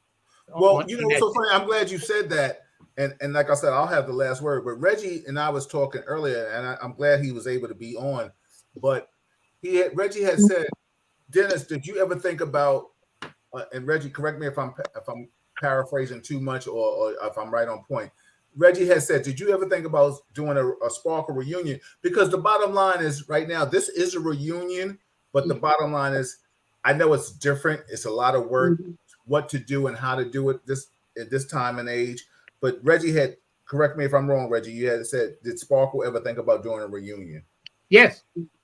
The one word answer is yes. I've spoken to Butch about it over the years, any number of occasions. Nothing we're so deep where we like went in the mix and was trying to put everything together. I'd have to lean on some of you guys that are more familiar with the social networks now in terms of that. Once again, you know, I come from the era of hand-to-hand combat with the flyers, man. Yeah. You know, Yeah.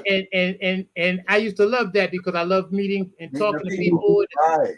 Breaking the ice with the honeys, the whole nine. That was like part of the attraction for me. Yeah. That was the biggest joy of it all, because when they get to the party, they act like they know you. Exactly. But yet, they be like, yo, Brewmaster got me in. I have thought about it, but yeah, you're right.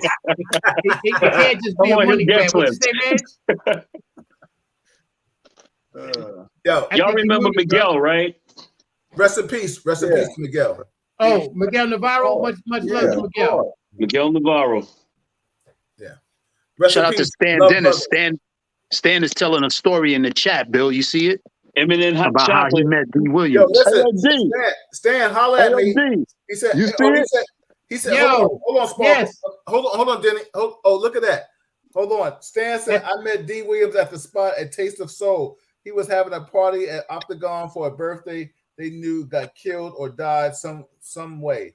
Shout out to yo, Stan, holler at me. Stan, you could be the next one, brother. You listen. You are very instrumental in me. Yeah, that's something I don't want to forget too, Bill. If I could just chime in one last thing.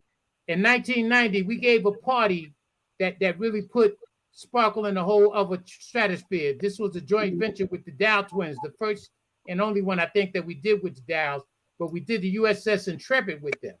Yeah. And that was probably, you know, that was their home. I don't want to say it was one of our bigger parties. It was one of my bigger joint ventures because we went from the Intrepid to the Octagon that night. That's what jogged my memory when you mentioned Octagon. So once again, I mentioned them earlier. Shout out to Norman and his late brother, the Dow twins. Harold is the one that passed away, right? Yeah. Yeah. No, Norman is. Harold's still with us. I'm sorry. Forgive me. Shout out to the Dow twins. I just leave it that way. Show that flyer, Denny. Everybody, this is a culmination. Bianca in the park. That was official. Yeah, that was Brewmaster. That was Brewmaster. This one right here was 2000, Wide Open Entertainment and Sparkle. The reunion.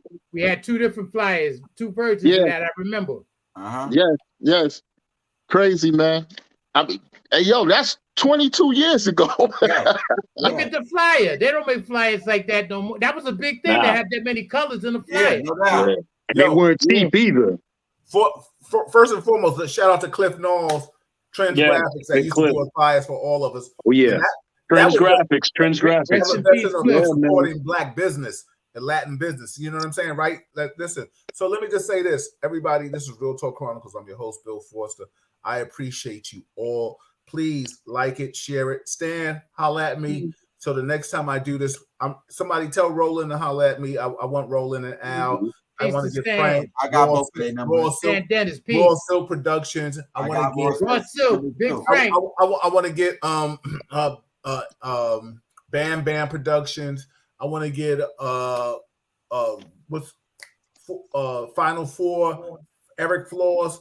I want to culminate this whole generation of promotions with love and you know, like I said, one day, Los, I got to get you, Lamont, Devin, Lisa, Paul, Lisa Ray, Devin, Maria Davis, Gwen DeVoe. You know what I'm saying? But I want to also get Los, Ed Walker, Paul Productions, Mike G. Listen, because you guys, you Funky Fingers, Bill Blast. in it. Also, Bill Blast, shout out to Bill Blast. Bill Blast, shout out to Bill Blast. Marcus and Javier out of Class Action. Class Action. Let me tell you something. Action. You know, so Yeah, I just spoke to Javier the other day. please tell him nice. I said hello, man. Listen, Yeah, We're rest in Met peace to fans. Tony, We man. big Met fans, so we always keep in touch. Oh yeah, so we're gonna do something together, Ace. We're gonna do something. We're gonna get some DJs. You're gonna help me promote some DJs and do some DJs from that era, you know, and we're just gonna converse about a lot of things, fellas. I appreciate you all. Denny Mo pulling stuff out. Yo, Denny Mo is digging in the crates. He's still active. He got the stuff in arm's reach. He's still active. Hey, yo, listen, that's Gene Pendergrass, Korean Empire contract. Wow. Gene started me in the business. He started a lot of us. Yeah. I'll tell you a quick story. D, can I tell you a quick story about Reggie? Go ahead. I don't know if Reggie's able to hear us, but real quick, and Tony was probably there too. You know, we always used to hang out at Justine's because Reggie is the original Funkmaster Flex. He used to do like 3 gigs a night. Yes, That was nothing for Reggie. Yes, sir. And I remember Reggie gave me a pep talk in his LD with the EQ in it, man. He taught a young boy what this game was about. But like I said, real quick, so I was at Justine's, and Reggie has so much work. He has so much work, D. He introduced me to Gene and Silk. He was just like, yo, just mess with them, man. Go ahead, just mess with them. They hook you up. And they did. That's right. Who does that? That's where Les Moose came into play. Exactly.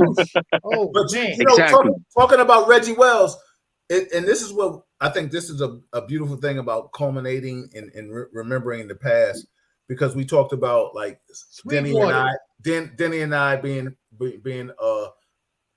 proteges of Sparkle, but the thing is, Reggie, Ace, Kid Capri, like you never know who's burped. Like Red Alert has burped, like, you know, Funkmaster Flex. Shout out Red Alert, my brother. Yo, Tony, I remember, all due respect, Joe Jackson coming behind you. You know what I'm saying? And, you know, shout out to Joe Jackson. We got to get him. But Brewmaster, you set the tone for a lot of those cats to follow your excellence and Shouts to Brew. And Brew, because Brewmaster, let me tell you something. You see Brewmaster early in the morning. He was like, yo, I got to do this. And next thing you know, you see him on 125th Street slapping a poster on a wall or a pole, and Brewmaster be gone. And then Brewmaster was like, yo, I got a team. And I was like, God damn. Like, yo, Brew be gone. And the night, he be at the club, and don't play no house music. Then house music all night long. Yo, Brew be out there. And yo, Brew, you remember this? Brew started dancing. And then he starts spinning, and he have that toe joint, and then he's spinning around and stuff like that. But Bill, remember Tony and D and Bill, remember Brew had a show. Yeah. Brew had a show too. Yeah, he did. Yeah. Yo, Brew, what's the name of that show, man? Because I got video. Yeah. Oh, I got to see this. Yeah. And you know what? You know what? Shout out to E Smooth, God bless his soul. Night on the Town. Oh yeah. Yeah. Yes, man. Yes. He did me and Dennis party. And right after that, he passed away, man. E Smooth was a real good brother, man. Yeah. Shout out to him, man. I forgot all about him. Rest in peace, man. Yes. I quit that show because people start recognizing me on the street, and I had to jump off the subway because somebody wanted my autograph, and I said no, and they flipped the fuck out. Then one day I was in Macy's, and this guy was following me around. I didn't know why, right? And then I thought I lost him, but this nigga was looking through some clothes like this, staring at me, and I went charging at him, and I get about 5 feet from him. He said, "Brew motherfucking master, I watch you every week." I called Ron and said, "Yo, man, I quit." I quit. I'm not doing this shit. Well, listen, as humble as I am, I'd have embraced all that shit. I'd been like, yeah, here I am. Nah, man. Like I said, Yo, everybody, like listen. understand. I promoted cats in the industry, right? And I watched their worlds get really small when they got really famous. Me, I love the streets. I love the subways. I love people. That's something I didn't want. I'd rather be behind the scenes. But bro, like I call you, you're the Kevin Bacon of promotions. You're a 6 degrees of separation, about two degrees. You have worked with damn near everybody and their mother. And I appreciate you because let me tell you something. If Brewmaster really didn't pass out a flyer with your name on it or for you, then you really didn't do anything and no work in this game. So shout out. And let me tell you something, real talk. Brewmaster, my daughter came to me one day. She was like, yeah, I'm working with this guy named Timmy Brewmaster. And then I came to the event. Brewmaster was like, yo, that's your daughter? I was like, absolutely. So how crazy is that, right? Yeah. I took out a flyer. Yeah, exactly. So everybody, this is Real Talk Chronicles. Of course, I ask everybody to like it and share it. So if you're on YouTube, subscribe to it. If you're on Facebook, please share it because, listen, positivity is the hardest thing to do. The easiest thing for me to do is throw a party. I got a brunch party coming for you in April. Listen, don't say nothing. It's at Row House. I'm coming back. Just a little bit of snippet stuff. But I say all that to say I do it because it's easy. I don't do it because it's hard work, and I do it because the bottom line is still a quality events and affairs, even though the evolution of 4-star is just still 4-star. So I say all of that. I got Reggie Wells, the legendary Reggie Wells. I got the awesome Mike Maestro, Tony Tune in the building. I got the up-and-coming legend, original Denny Mo in this building. I got the legend, DJ Ace in the building. I got the legend, Brewmaster in the building. I got my brother, Lowe's Productions. Let me tell you something. Honorable mention. You guys, you and Lamont are real deal. You respect your name. Your name is factual, family. Let me tell you something. You are class personified. I love you. I wish I speak to you more. I promise. I got your number now. We'll do it. We're going to talk once a month. Real talk. Like I said. And listen, everybody, the night is given to the legend. All bow to the man, the myth, the legend, Mr. D. Williams, Sparkle Entertainment. D, we gave you the flowers. I love you. I try to always reinvent this whole thing. Listen, I'm going to get you other legends. Sparkle, it is all about you. You have shown a lot of us. You have paved the way for a lot of us. We appreciate you. We love you. Listen, bro. Man, I am so happy that we gave you your flowers, even on this small platform. I'm a better man for having known all of y'all. Yo, Chris Ali is in the building. Violators, we here. Wow. Okay. Everybody, hold on. We about to get off right now. We're going to go in the green room and chop it up for a second. Everybody, good night. This is Real Talk Chronicles. Yo, we out of here. So we about to go in the green room. Good night, everyone, and thank you for tuning in. Yeah.